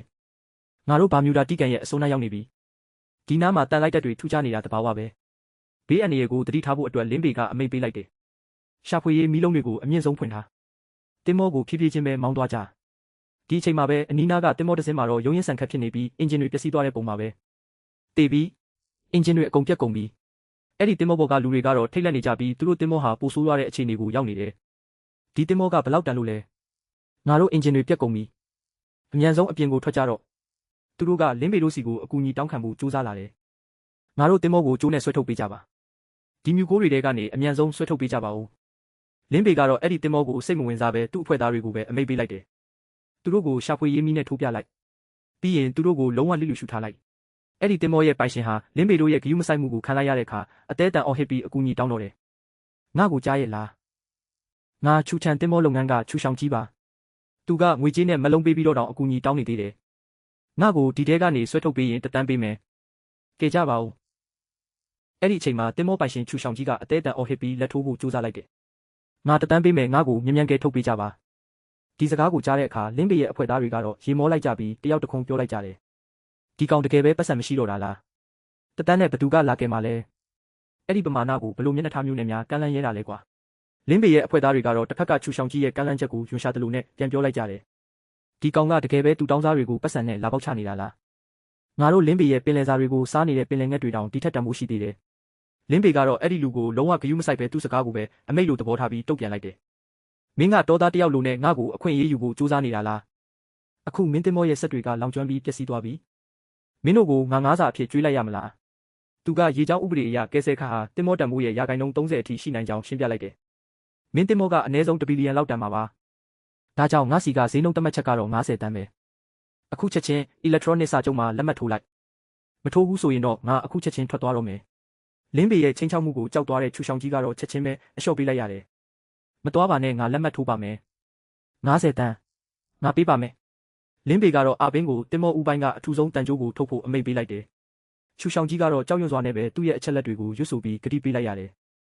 ငါချူထန်တင်မောလုပ်ငန်းကချူရှောင်ကြီးပါမှတ်ပုံတင်နံပါတ်20ငါအခုချီဆန္ဒလျောက်ဂတိပေးပါတယ်ရှေ့ကတင်မောကငါရဲ့တင်မောကိုအန်ရယ်ကနေကင်းဝေးအောင်ကဲတင်ပေးမယ်ဆိုရင်ငါ90တန်းပေးဖို့သဘောတူပါတယ်လင်းပေကတော့အဲ့ဒီစကားတွေကိုစည်ရင်းဝင်အောင်မှတ်တမ်းတင်ခိုင်းလိုက်တယ်အတန်ထွက်ရှင်းရှင်းလေးပြောဒါကဥပဒေအရတရားဝင်ဖြစ်ရမယ်အဲ့ဒီနောက်မှာတော့လင်းပေကကျိုးကိုဆွဲဖို့အမိန့်ပေးလိုက်တယ်တင်မောကြီးစတင်ရွေ့ရလာတဲ့အခါအဖွဲ့သားတွေကအံ့ဩသွားကြတယ်တကယ်ကိုရွှေ့နေပြီဒါက8000တန်ရွက်လေကြီးလေတေချာကင်ထားကြတခင်လေးချူခမရဲ့90တန်တန်ခီးစဉ်စတင်ပါပြီတစ်ဖက်မှာတော့ချူရှောင်ကြီးတို့ကဗိုက်စာလုံးလို့လင်းပေတို့ရဲ့ငါးကင်နန်းကိုတောင်ငန်းငန်းတက်ဖြစ်နေကြတယ်ငါအရန်ဗိုက်စာနေပြီအဲ့ဒီငါးကင်နန်းကမှုေးလိုက်တာဒါပေမဲ့သူကတော့ဂုံတိတ်ခါကိုထိန်းရင်အဖွဲ့သားတွေကိုအော်ဟစ်လိုက်တယ်ပါဇက်ပိတ်ထားစမ်းမန်ပါနေကြစမ်းပါဒါကတာမန်ငါးကြော်ပဲလေထူးထူးခြားခြားဘာမှမဟုတ်ပါဘူးတင်မောကအန်ရရှိတဲ့အခြေအနေကိုရောက်လာတဲ့အခါအဖွဲ့သားတွေကကြောက်လန့်တကြားအော်ဟစ်ကြတယ်သူထေးကျိုးကိုဖျက်လိုက်တော့မဟုတ်ရင်ငါတို့ပါနစ်သွားလိမ့်မယ်လင်းပေကတော့အေးအေးဆေးဆေးပဲပြန်ပေးလိုက်တယ်ကျိုးဖျက်ရမှာလားငါရစရာရှိတဲ့တိမ်ပေါင်းများစွာကိုမရသေးဘူးလေမဟုတ်လားခရီးစဉ်ရဲ့နောက်ဆုံးမှာတော့လင်းပေကချူရှောင်ကြီးကိုလှောင်ပြောင်လိုက်တယ်တခင်လေးချူရှေ့မှာကတော့အင်တာနက်လိုင်းမိတဲ့နေရာရောက်ပြီခုနကလှိုင်းတွေကျန်းတာကိုကြည့်ပြီးတော့မင်းအတွက်အခမဲ့ကျွမ်းကျင်မှုလေးနည်းနည်းပြပေးလိုက်မယ်သူကဖုန်းထဲကဘဏ် application ကိုဖွင့်ခိုင်းပြီးငွေလွှဲဖို့တိုက်တွန်းလိုက်တယ်90တန်းအတွက်တော့အရေးကြပေးလို့မရဘူးငါပတ်စံမြင်တာနဲ့မင်းကိုစိတ်ကန်းအရောက်ပို့ပေးမယ်ပတ်စံမရှိဘူးဆိုရင်တော့ဒီနေရာမှာပဲချင်းကိုက်ခံပြီးနေခဲ့တော့နောက်ဆုံးမှာတော့ချူရှောင်ကြီးဟာဘေးကင်းရာကိုရောက်သွားပြီးသူ့ရဲ့ဂုံတိတ်ခါကိုထိန်းဖို့ကြိုးစားနေတယ်တခင်လေးစိတ်မပူပါနဲ့ဒါကချူရှောင်ကြီးအတွက်တင်းငယ်တဲ့အမှားလေးတစ်ခုပါမနှက်ပြန်ကျင်းပမဲ့အခမ်းအနားကိုဘာမှမထိခိုက်စေရပါဘူးသူကဘေးကလူကိုတောင်းပန်ရင်းလင်းပေကိုတော့မကျေနပ်တယ်လို့ကြည့်လိုက်တယ်မစ္စတာဘာနက်အခုလိုရေစရာဖြစ်သွားတာတောင်းပန်ပါတယ်လင်းပေကတော့အပြုံးနဲ့ပဲနှုတ်ဆက်လိုက်တယ်တခင်လေးချူငွေပေးတာကျေးဇူးတင်ပါတယ်နောက်တစ်ခါတင်မောပြက်ရင်ထပ်ခေါ်ခဲ့ပါငါ900ခိုင်နှုန်းလျှော့ပေးမယ်ချူရှောင်ကြီးကဒေါသထွက်ပြီးပြန်ပြောလိုက်တယ်မောက်မာမနေနဲ့ငါဒီအိတ်ထဲမှာဘာရှိလဲဆိုတာပဲပြချင်တာသူကအိတ်ထဲကအရာကိုထုတ်ပြလိုက်တဲ့အခါထူးခြားတဲ့အနံ့တစ်ခုပြက်လွင့်လာတယ်ဒါကဖျားသခင်ကကဘာမြေကိုပေးသနာထားတဲ့အနံ့ပဲအဲ့ဒါပဲအဲ့ဒီအနံ့ပဲလူသားတွေစီကိုလက်ဆောင်ပေးထားတဲ့ရနံ့ပါပဲချူရှောင်ကြီးကတော့သူ့အိတ်ထဲကအဖိုးတန်ပစ္စည်းကိုထုတ်ပြလိုက်ပြီးဒီလိုမျိုးဂုံယူဝင်းကြွားစွာပြောလိုက်တယ်ဒါကတော့လူသားတွေစီကိုဖျားသခင်ကလက်ဆောင်ပေးထားတဲ့ရနံ့ပဲအဲ့ဒီအနံ့ပဲအဲ့ဒီအနံ့ပဲအဲ့ဒါကတော့အလွန်ရှားပါတဲ့အဖြူရောင်ဝေလာ9အမ်ဖက်ပဲဖြစ်ပါတယ်အလေးချိန်15ကီလိုဂရမ်လောက်ရှိတာကြောင့်ရေမွေးထုတ်လုပ်မှုအတွက်10နှစ်စာလောက်သုံးလို့ရတဲ့ပမာဏပါပဲချူရှောင်ကြီးကတော့ငွေကြေးအမြောက်များနဲ့ဒီပစ္စည်းကိုလင်းပေစီမှာရောင်းချဖို့ကမ်းလှမ်းလိုက်တယ်မင်းအခုချက်ချင်းဝယ်ချင်ရင်ဈေးနှုန်းသတ်မှတ်လိုက်ပါဘလောက်ပဲဖြစ်ဖြစ်ငါရောင်းမယ်သူကဈေးနှုန်းအနေနဲ့ယူရိုငွေတန်း30ကိုတောင်းဆိုလိုက်ပါတယ်ဒါဟာရွမ်ငွေနဲ့ဆိုရင်တန်း140လောက်တန်ကြေးရှိပြီးတရားဝင်အခွန်ကင်းလွတ်ခွင့်နဲ့ငွေလွှဲပေးမဲ့သဘောပါပဲလင်းပေကတော့ဒီအခြေအနေကိုကြည့်ပြီးချူရှောင်ကြီးကိုလှောင်ပြောင်လိုက်တယ်တခင်လေးချူခမည်းမြင်တဲ့အတိုင်းပဲငါသာခုနကကျိုးကိုဖျက်လိုက်မယ်ဆိုရင်ဒီကြောက်တုံးကပင်လယ်ထဲနစ်သွားမှာအဲ့ဒီတော့ခမည်းပေးတဲ့တန်း90ဆိုတာကကယ်ဆယ်ခတယ်မဟုတ်ဘူးခမည်းအသက်ကိုပါကယ်တင်လိုက်တဲ့တန်ဖိုးပဲအလုပ်ကိစ္စတွေပြီးဆုံးသွားတဲ့အခါမှာတော့လင်းပေနဲ့အဖွဲ့သားတွေဟာပင်ပန်းနေတဲ့အတွက်အစားအသောက်တွေကိုစားတောက်ကြပါတယ်အဖွဲ့သားအပင်းကတော့သူ့ရဲ့အနာဂတ်အစီအစဉ်တွေကိုလင်းပေကိုပြောပြလိုက်တယ်သူထေးကျွန်တော်မြို့ပြင်မှာအိမ်တစ်လုံးလောက်ဝယ်ထားဖို့စိတ်ကူးထားတယ်ပြီးရင်အမေကိုပါခေါ်လာပြီးအတူနေချင်တယ်နောက်ပြီးကုန်ပစ္စည်းတွေတည်ရလွယ်အောင် Great Wall အမျိုးအစားပစ်ကတ်ကားတစ်စီးလောက်လည်းဝယ်ဦးမယ်လင်းပေကတော့အပင်းကိုအတွေ့အကြုံရှိတဲ့အကိုတယောက်လိုအကြံပေးလိုက်တယ်အိမ်ဝယ်မယ်ဆိုရင်တော့အပိသက်ပြင်ဆင်ပြီးသားအိမ်ကိုပဲရွေးပါကားဝယ်ရင်လည်းအကုန်ပါတဲ့အမျိုးအစားကိုပဲဝယ်လိုက်ချူရှောင်ကြီးကိုတင်ကန်းစာပေးပြီးတဲ့နောက်မှာတော့လင်းပေကသူ့ရဲ့တင်မောကိုအပြည့်အဝပြင်ဆင်ဖို့စိတ်ကူးလိုက်တယ်သူကသူ့အဖွဲ့သားတွေကိုအမိန့်ပေးလိုက်တယ်တင်မောကိုလိုအပ်တာတွေအပြည့်အဝတင်ဆောင်ထားလိုက် မိသားစုတွေအတွက်စိတ်ချရအောင်အရင်စီစဉ်ထားပြီးမှပင်လယ်ပြင်ကိုစိုးမိုးဖို့ထွက်ကြမယ်အဖွဲ့သားတွေကတော့ချူရှောင်းကြီးကိုအဆက်ခွဲလိုက်မိတဲ့အတွက်စိုးရိမ်နေကြတယ်သူတို့ကလင်းပေကိုမေးလိုက်တယ်သူထေးချူချန်တင်မောလုပ်ငန်းကငါတို့ကိုပြဿနာရှာမလာဘူးလားလင်းပေကတော့ပင်လယ်ပြင်ကလူတိုင်းပိုင်တာမို့လို့ဘယ်သူမှပိတ်ပင်လို့မရကြောင်းအေးအေးဆေးဆေးပဲပြန်ပြောလိုက်တယ်ဒါပေမဲ့သူကသတိတော်ထားဖို့မှာလိုက်တယ်ဒီပြင်ဆင်မှုတွေအတွက်အကုန်ကြကတော့မနှဲလာပါဘူးဒါပေမဲ့လင်းပေကသူ့ရဲ့တင်မောဒီဘလူးကိုအကောင်းဆုံးဖြစ်အောင်ပြင်ဆင်ဖို့ဆုံးဖြတ်လိုက်တယ်တင်မောပြင်တဲ့သူကတော့ဒီလောက်ကြမ်းတမ်းတဲ့ရေပြင်ထဲကိုဒီတင်မောနဲ့တွားရဲတဲ့လင်းပေရဲ့ရဲစွမ်းတက်တီကိုချီးကျူးလိုက်တယ်ဒီတင်မောရဲ့ရုရှားအင်ဂျင်နီယာအခြေခံတွေကတကယ်ကိုခိုင်မာတာပဲအဲ့ဒီလောက်ကြမ်းတမ်းတဲ့ခရီးစဉ်ပြီးမှတော့တင်မောကမပြိုကွဲသေးဘူးလင်းပေကတော့ငွေကြေးကိုဂရုမစိုက်ပဲအကောင်းဆုံးတွေပဲသုံးဖို့အမိန့်ပေးလိုက်တယ်ရေဒါဆိုနာဂျိုတုစနစ်နဲ့တင်မောအောက်ခြေတုပ်ဆေးတွေအထိအကုန်လုံးကိုအကောင်းဆုံးတင်သွင်းလာတဲ့ပစ္စည်းတွေပဲသုံးပေးပါအင်ဂျင်ကိုလည်းတစ်ခုမကြံပြန်ပြင်လိုက်ပါပြင်ဆင်ရေးသမားကတော့တဝက်လောက်ပဲကြာမဲ့အချိန်တွင်းမှာအသစ်ဆက်ဆက်လို့ဖြစ်သွားအောင်အာမခံချက်ပေးလိုက်တယ်အလုပ်သမားတွေကိုအလုပ်ခိုင်းပြီးတဲ့နောက်မှာတော့လင်းပေကအာပင်းကိုတင်မောခုန်တန်းတွေကိုရေပီအားပြင်းဆက်နဲ့စေးကြောဖို့ခိုင်းလိုက်တယ်အဲ့ဒီလိုစေးကြောနေရင်းနဲ့ပဲတင်မောပေါ်မှာထူးဆန်းတဲ့အရာတစ်ခုကိုတွေ့လိုက်ရတယ်သူတို့ကအဲ့ဒါဘာလဲဆိုတာသိချင်တာနဲ့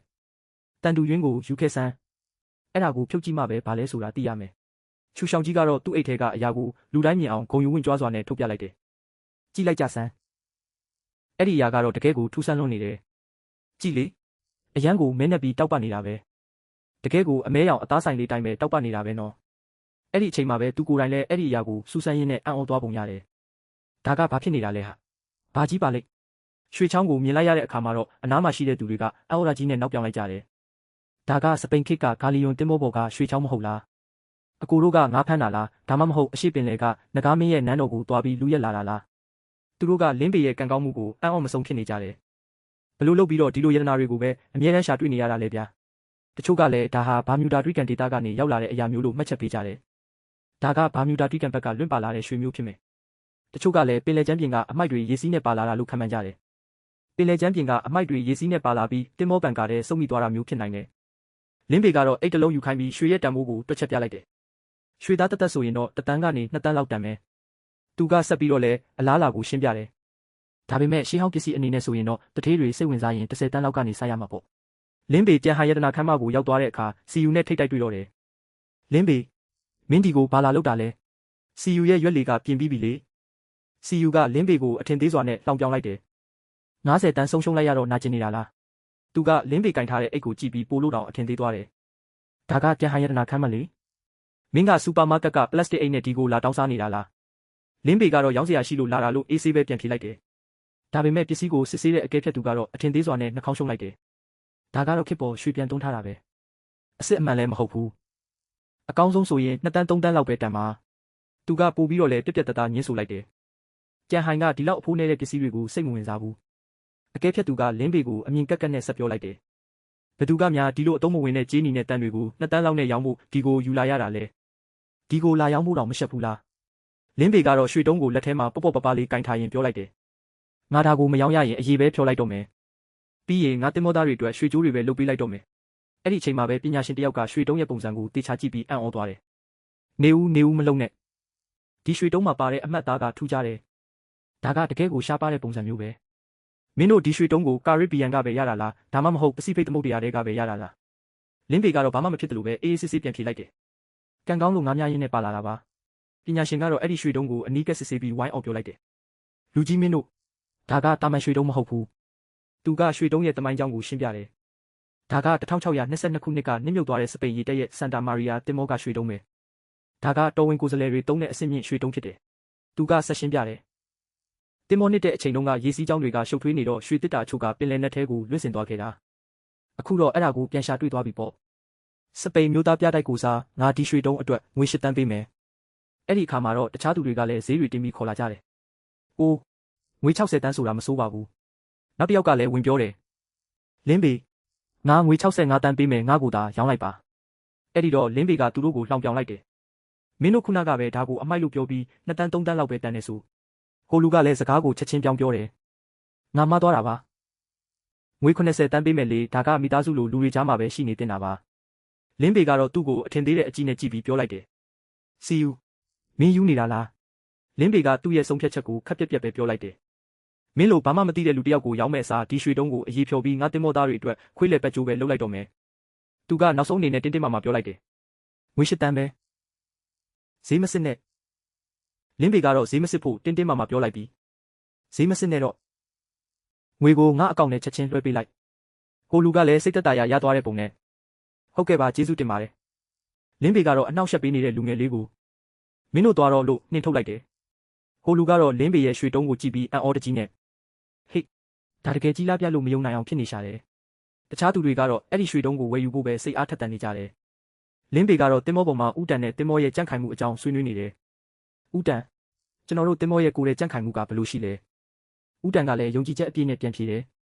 အခုဆိုရင်စီထရရှာကုမ္ပဏီရဲ့ကုန်တင်တင်မောကြီးတွေကိုတောင်အသာလေးတိုက်ခွဲနိုင်တဲ့အထိတမနေပြီလင်းပေကလည်းကျေးဇူးတင်စကားဆိုလိုက်တယ်ဥတန်ကျေးဇူးတင်ပါတယ်အဲ့ဒီနောက်မှာတော့လင်းပေတို့အဖွဲ့ဟာ Heavy Impact Shipping ကုမ္ပဏီကပင်လယ်ထဲမှာကုန်တစ်တာ200လောက်ပျောက်ဆုံးသွားတဲ့သတင်းကိုကြားလိုက်ရတယ်အဲ့ဒီကုန်တစ်တာတွေဟာဘယ်သူမှပိုင်ရှင်မရှိတဲ့ပစ္စည်းတွေဖြစ်တာကြောင့်တွေ့တဲ့သူပိုင်တာပဲလေလို့သူတို့သဘောထားလိုက်တယ်လင်းပေကလည်းသူ့တင်မောသားတွေကိုကြည့်ပြီးမင်းတို့အခုဆိုကားရောအိမ်ရောဝယ်ထားပြီးတော့ပတ်စံပြတ်နေပြီမဟုတ်လားကဲ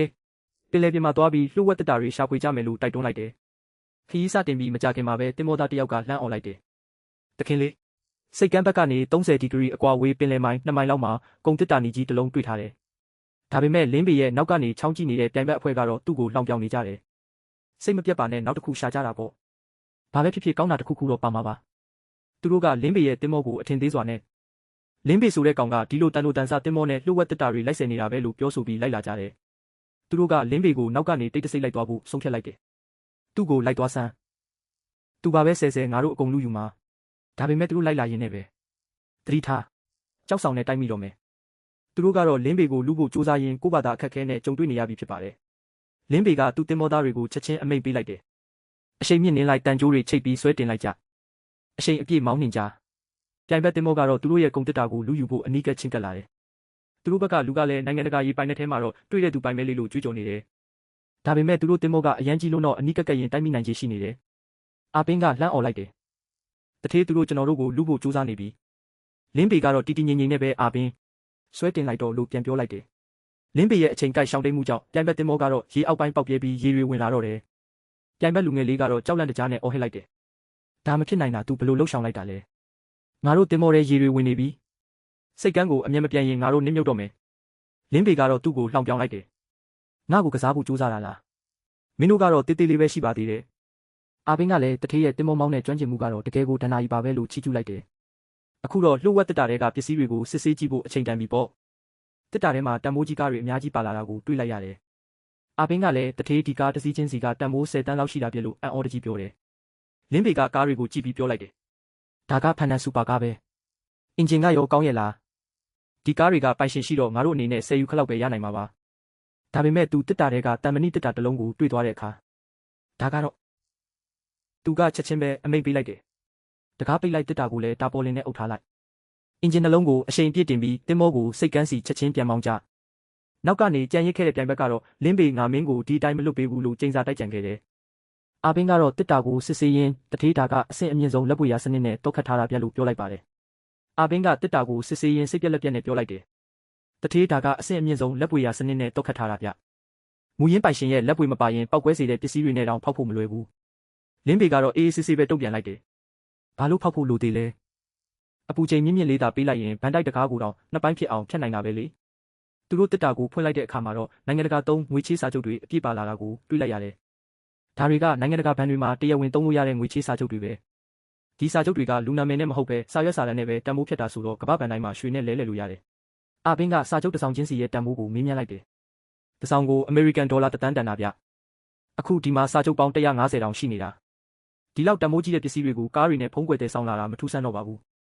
သူတို့ဆက်ရှာကြည့်လိုက်တဲ့အခါမှာတော့မှောင်ခိုလုပ်ငန်းတွေရဲ့အချက်လက်တွေပါတဲ့မှတ်တမ်းစာအုပ်ကိုတွေ့သွားတယ်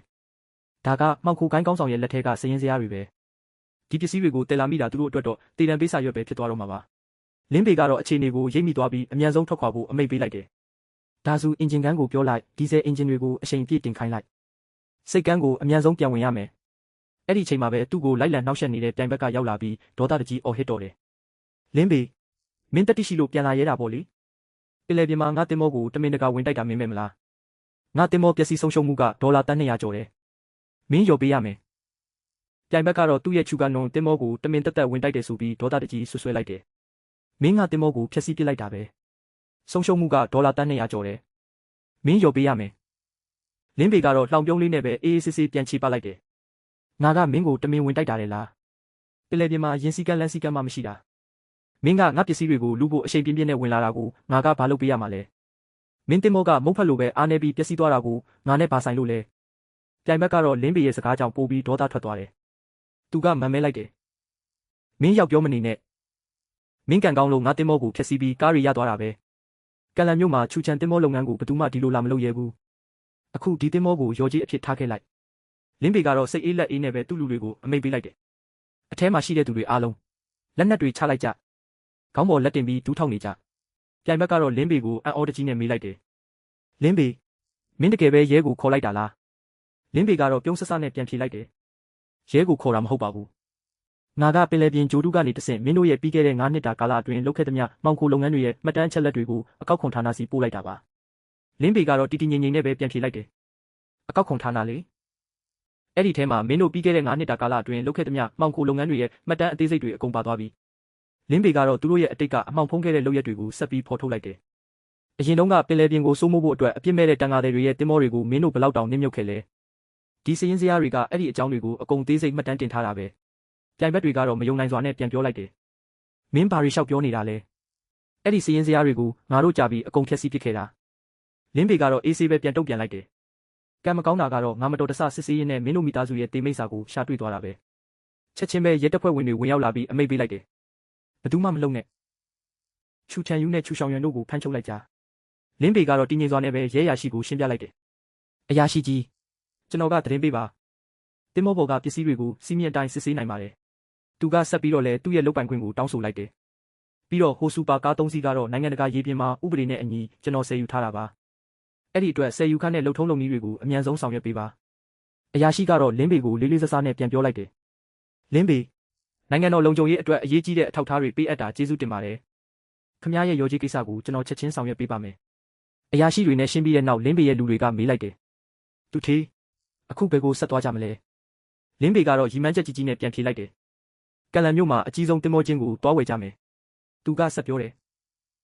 ဒီလောက်သေးငယ်တဲ့တင်မောလေးနဲ့တော့ငါအတွက်မလုံလောက်တော့ဘူးလင်းပေရဲ့ရည်ရွယ်ချက်ကတော့ကြီးမားလာပါတယ်သူကကမ္ဘာသမုဒ္ဒရာပြင်ကိုစိုးမိုးနိုင်မဲ့ညရီတူးစနစ်နဲ့မောင်းနေတဲ့ဆယ်ယူရေးတင်မောကြီးတစ်စင်းကိုတိစောက်ဖို့စိတ်ကူးထားတာပါဘဏ်မှာငွေထုတ်တဲ့အခါဘဏ်ဝန်ထမ်းကလင်းပေကိုမေးခွန်းထုတ်တယ်ခင်ဗျားတကယ်ပဲငွေအားလုံးကိုလက်ငင်းထုတ်မှာလားဒီလောက်များတဲ့ပမာဏကိုအငွေအဖြစ်ထားခဲ့ရင်အတိုးပိုရမှာနော်လင်းပေကတော့စိတ်မရှိတဲ့ပုံနဲ့ပြက်ပြက်တသားပဲပြန်ပြောလိုက်တယ်စကားများမနေနဲ့တော့ငွေလွှဲပေးလိုက်ပါကျွန်တော်အခုချက်ချင်းလိုချင်တယ်အကောက်ခွန်ဌာနကရတဲ့စုကြီးတွေနဲ့ဆိုရင်သူပိုင်ဆိုင်တဲ့ငွေကြီးက1ဘီလီယံခွဲလောက်ရှိနေပြီလေသူကတင်မောချင်းတစ်ခုစီတန်းသွားပြီးပိုင်ရှင်ကိုချက်ချင်းကမ်းလှမ်းလိုက်တယ်ဒီတင်မောချင်းရဲ့မြေနေရာစက်ပစ္စည်းတွေနဲ့ဝန်ထမ်းတွေအားလုံးကိုကျွန်တော်ဝယ်မယ်ခင်ဗျားတို့ရဲ့အကျွေးတွေကိုလည်းကျွန်တော်ဆက်ပေးမယ်ပြီးတော့ဝန်ထမ်းတွေရဲ့လစာကိုလည်း2ဆတိုးပေးမယ်ခင်ဗျားငွေယူပြီးကလန်မြို့ကနေထွက်သွားပြီးအနားယူလိုက်တော့ပိုင်ရှင်ကအံ့ဩတကြီးနဲ့ပြန်မေးတယ်တကယ်လားဈေးမစစ်ဘူးလားလင်းပေကတော့တီကြီးစွာပဲပြန်ဖြေလိုက်တယ်ငါလင်းပေကဘယ်တော့မှဈေးမစစ်ဘူးလူသမားတွေကကျေးဇူးတင်စကားဆိုကြပေမဲ့လင်းပေကတော့အလုပ်စဖို့အမိန့်ပေးလိုက်တယ်ဒီနေ့နေ့လယ်စာချုပ်ချုပ်မယ်မနက်ဖြန်ကစပြီးအပြင်မှာလက်ခံထားတဲ့အော်ဒါတွေကိုရက်လိုက်ငါအတွက်တင်မောတစ်စင်းပဲတိစောက်ပေးရမယ်သူကတင်မောရဲ့ပုံစံကိုလည်းချက်ချင်းသတ်မှတ်လိုက်တယ်ကိုယ်တွေကိုတိုက်တီနီယန်လွိုင်းနှစ်ထပ်နဲ့ခိုင်ခန့်အောင်လုပ်ရမယ်ပြီးတော့ထိတ်တန်းရေတက်သုံးကတ်စတာပိုင်းအင်ဂျင်လေးလုံးတက်ဆင်ရမယ်တင်မောကုန်းဘက်ပုံမှာလည်းလေးလံတဲ့ပစ္စည်းတွေမနိုင်တဲ့ country grain ကြီးတွေတက်ဆင်ထားရမယ်တင်မောကုန်းဘက်ပုံမှာတော့အလေးချိန်အများကြီးကိုမနိုင်တဲ့ country grain ကြီးတွေကိုတက်ဆင်လိုက်တယ်ရဟတ်ရင်ဆင်းသက်နိုင်တဲ့နေရာနှစ်ခုနဲ့ရေအောက်ဖီအားကိုခန္ဓာရည်ရှိတဲ့တိုက်တီနီယန်လွိုင်းနဲ့လုပ်ထားတဲ့ရေငုပ်တင်မောငယ်နှစ်စင်းကိုလည်းအသင့်ပြင်ထားလိုက်တယ်ဒါပေမဲ့လင်းပေကဒါနဲ့တည်းမကျေနပ်သေးဘူးသူကစက်ယုံပိုင်ရှင်ကိုမေးလိုက်တယ်ဒီတင်မောမှာကာကွယ်ရေးစနစ်ရောထည့်ထားပြီးပြီလားသူကရန်သူတွေကိုတားဆီးဖို့အတွက်အတန်လိုင်းနဲ့တိုက်ခိုက်တဲ့ကိရိယာတွေနဲ့ရေဖီအားမြင့်ရေပန်းဆက်၈ခုကိုပါတက်ဆင်ခိုင်းလိုက်တယ်သူကယုံကြည်ချက်အပြည့်နဲ့ပြောလိုက်တယ်ဒီလောက်ဆိုရင်တော့ဘယ်တင်မောမှအနာကက်ရဲမှာမဟုတ်ဘူးအနာကက်လာရင်သူတို့တင်မောရဲ့အပေါ်ရန်အလွှာတောင်ကွာကျသွားလိမ့်မယ်ဒီလိုနဲ့ပဲပုဂ္ဂလိကပိုင်ရေအောက်ရှာဖွေရေးတင်မောဘီဟီမော့ဟာအပြည့်စုံပြင်ဆင်ပြီးစီးသွားခဲ့တယ်တင်မောအဖွဲ့သားတွေအားလုံးအသင်းဖြစ်နေတဲ့အချိန်မှာပဲအာဘင်းကလင်းပေစီရောက်လာပြီးမေးလိုက်တယ်တထေးလင်းပေအခုဘယ်ကိုသွားပြီးတော့များကန်ဆန်းကြမလဲဗျာလင်းပေကတော့အစင်းသစ်ဖြစ်နေတဲ့တင်မောကြီးကိုကြည်ရင်ပြန်ဖြေလိုက်တယ်အခုတော့အရေးကြီးတဲ့သတင်းတစ်ခုရောက်လာပြီအဲ့ဒီသတင်းကတော့ပစိဖိတ်သမုဒ္ဒရာရဲ့အနက်ရှိုင်းဆုံးချိုင်ဝမ်မှာငလင်လှုပ်ခတ်သွားခဲ့တာပဲအဲ့ဒီငလင်ကြောင့်ပင်လယ်ကျမ်းပြင်ပြိုကျသွားပြီးဒုတိယကမ္ဘာစစ်တုန်းကနစ်မြုပ်သွားခဲ့တဲ့ဂျပန်ရေငုပ်တင်မောတစ်စင်းပေါ်လာခဲ့တယ်ဒါဟာတာမန်တင်မောမဟုတ်ဘူးဒုတိယကမ္ဘာစစ်ရဲ့နောက်ဆုံးအချိန်တွေတုန်းကဂျပန်စစ်တပ်ကအရှေ့တောင်အာရှကနေရွှေတန်ချိန်9000ကျော်ကိုတည်ဆောင်လာတဲ့တင်မောတစ်စင်းဖြစ်တယ်ဒါဟာတန်မိုးဖြတ်လို့မရတဲ့ရတနာတိုက်ကြီးပဲဒါပေမဲ့ဒီသတင်းကပေါက်ကြားသွားပြီ ဒီသတင်းကပေါက်ကြားသွားတာနဲ့ကမ္ဘာတဝန်းကထိပ်တန်းရတနာရှာဖွေရေးကုမ္ပဏီတွေနဲ့သုတေသနအဖွဲ့တွေအားလုံးအဲ့ဒီပင်လယ်နက်ချိုင်ဝမ်စီကိုအလူအယက်သွားနေကြပြီဒါပေမဲ့လင်းပေကတော့လုံးဝစိတ်မပူဘူးသူကယုံကြည်မှုအပြည့်နဲ့ပြောလိုက်တယ်ငါမှာဘီဟီမော့ရှိတယ်ပြီးတော့တခြားသူတွေမရနိုင်တဲ့ဖျားဆင်ကံကောင်းခြင်းမျိုးလည်းငါမှာရှိတယ်ဒီလှုပ်ဝက်တစ်တာကြီးကိုဖွင့်ဖို့ဆိုရင်ငါလင်းပေကလွဲလို့ဘယ်သူမှအရေးချင်းမရှိဘူးပြီးတော့အာဘင်းကိုချက်ချင်းအမိန့်ပေးလိုက်တယ်အဖွဲ့သားအားလုံးကိုအကြောင်းကြားလိုက်ပြင်ပဆက်သွယ်ရေးတွေကိုအကုန်ဖြတ်တောက်လိုက်တိုက်ပွဲဝင်ဖို့အဆင့်တစ်သတိပေးချက်ကိုဖွင့်လိုက်တော့သူတို့ရဲ့ပြစ်မှတ်ကတော့အဲ့ဒီချိုင်ဝမ်ထဲကရွှေတန်ချိန်9000ပဲဖြစ်တယ်တအောင်စားတောင်ရောလို့မရမျိုးဒါဟာကယ်လိုမျိုးစားတဲယူပို့ဆောင်ရေးရေငုပ်တင်မောဆိုတာအတီးပြုတ်ပြီးပြီရွှေတန်ချိန်9000ကအဲ့ဒီထဲမှာရှိနေတာချက်ချင်းပဲရေအောက်ဆက်ရုပ်ခွေးတွေကိုအသုံးပြုပြီးရှာဖွေရေးလုပ်ငန်းစတင်လိုက်တယ်ဒါပေမဲ့ရေဒါမှာတော့ထူးဆန်းတဲ့တင်မောကြီးတစ်စင်းကိုရုတ်တရက်တွေ့လိုက်ရတယ်အဲ့ဒီတင်မောကတန်ချိန်9000ကျော်ရှိပြီးတနာရီကိုမိုင်30နှုန်းနဲ့ရောက်လာနေတယ်လင်းပေကချက်ချင်းပဲအမိန့်ပေးလိုက်တယ်နိုင်ငံတကာသတိပေးချက်ထုတ်ပြန်လိုက်ဒီရေပြင်ကငါတို့ပိုင်တဲ့နေရာဆိုတာသိအောင်လုပ်ပြီးချက်ချင်းထွက်သွားခိုင်းလိုက်ဒီလိုအေယာမတင်မောကြီးရောက်လာတာကိုမြင်တော့အဖွဲ့သားတွေကအံ့ဩတကြီးမေးလိုက်ကြတယ်ဒီဘလူးကြီးကဘယ်ကနေရောက်လာတာလဲဗျာ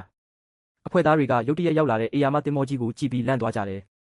အဲ့ဒီအချိန်မှာပဲအဖွဲ့သားတစ်ယောက်ကအံ့ဩတကြီးနဲ့မေးလိုက်တယ်မတ်ဒီဘလူးကြီးကဘယ်ကနေရောက်လာတာလဲဗျာသူတို့ရဲ့ပတ်လည်ကိုဘလက်ရှက်နဲ့ဝိုက်ရှက်တို့ရဲ့လက်နက်ကင်အမြန်သွားလေတွေကဝိုင်းလာပြီးတင်မောကိုရက်လိုက်စစ်ဆေးဖို့အမိန့်ပေးထားတယ်လို့အတင်းအကျပ်တောင်းဆိုလာကြတယ်လင်းပေကတော့အဲ့ဒီစကားကိုကြားရတဲ့အခါဒေါသထွက်သွားပြီးငါတင်မောကိုစစ်ဆေးမယ်ဟုတ်လားသူတို့ဘာကောင်းတွေထင်နေကြတာလဲလင်းပေကချက်ချင်းပဲအမိန့်ပေးလိုက်တယ်ဒုတိယအမြောက်တပ်ကိုအစင်သစ်ပြင်လျှက်စစ်တပ်အားမြင့်ရေမြောက်တွေနဲ့အတန်လိုင်းလက်နက်တွေကိုအမြင့်ဆုံးအထိတင်ထားလိုက်သူကဆက်ပြီးတော့လည်းတက်သားစွာအမိန့်ပေးလိုက်တယ်ငါတို့နိုင်ငံရဲ့ရတနာတွေကိုဖွင့်ထုတ်လိုက်တော့ဘသူကမှထိခွင့်မပေးနဲ့လေးလံနဲ့တိုက်တေနီယံအလွိုင်းပိုက်ကုံတွေကိုယူလိုက်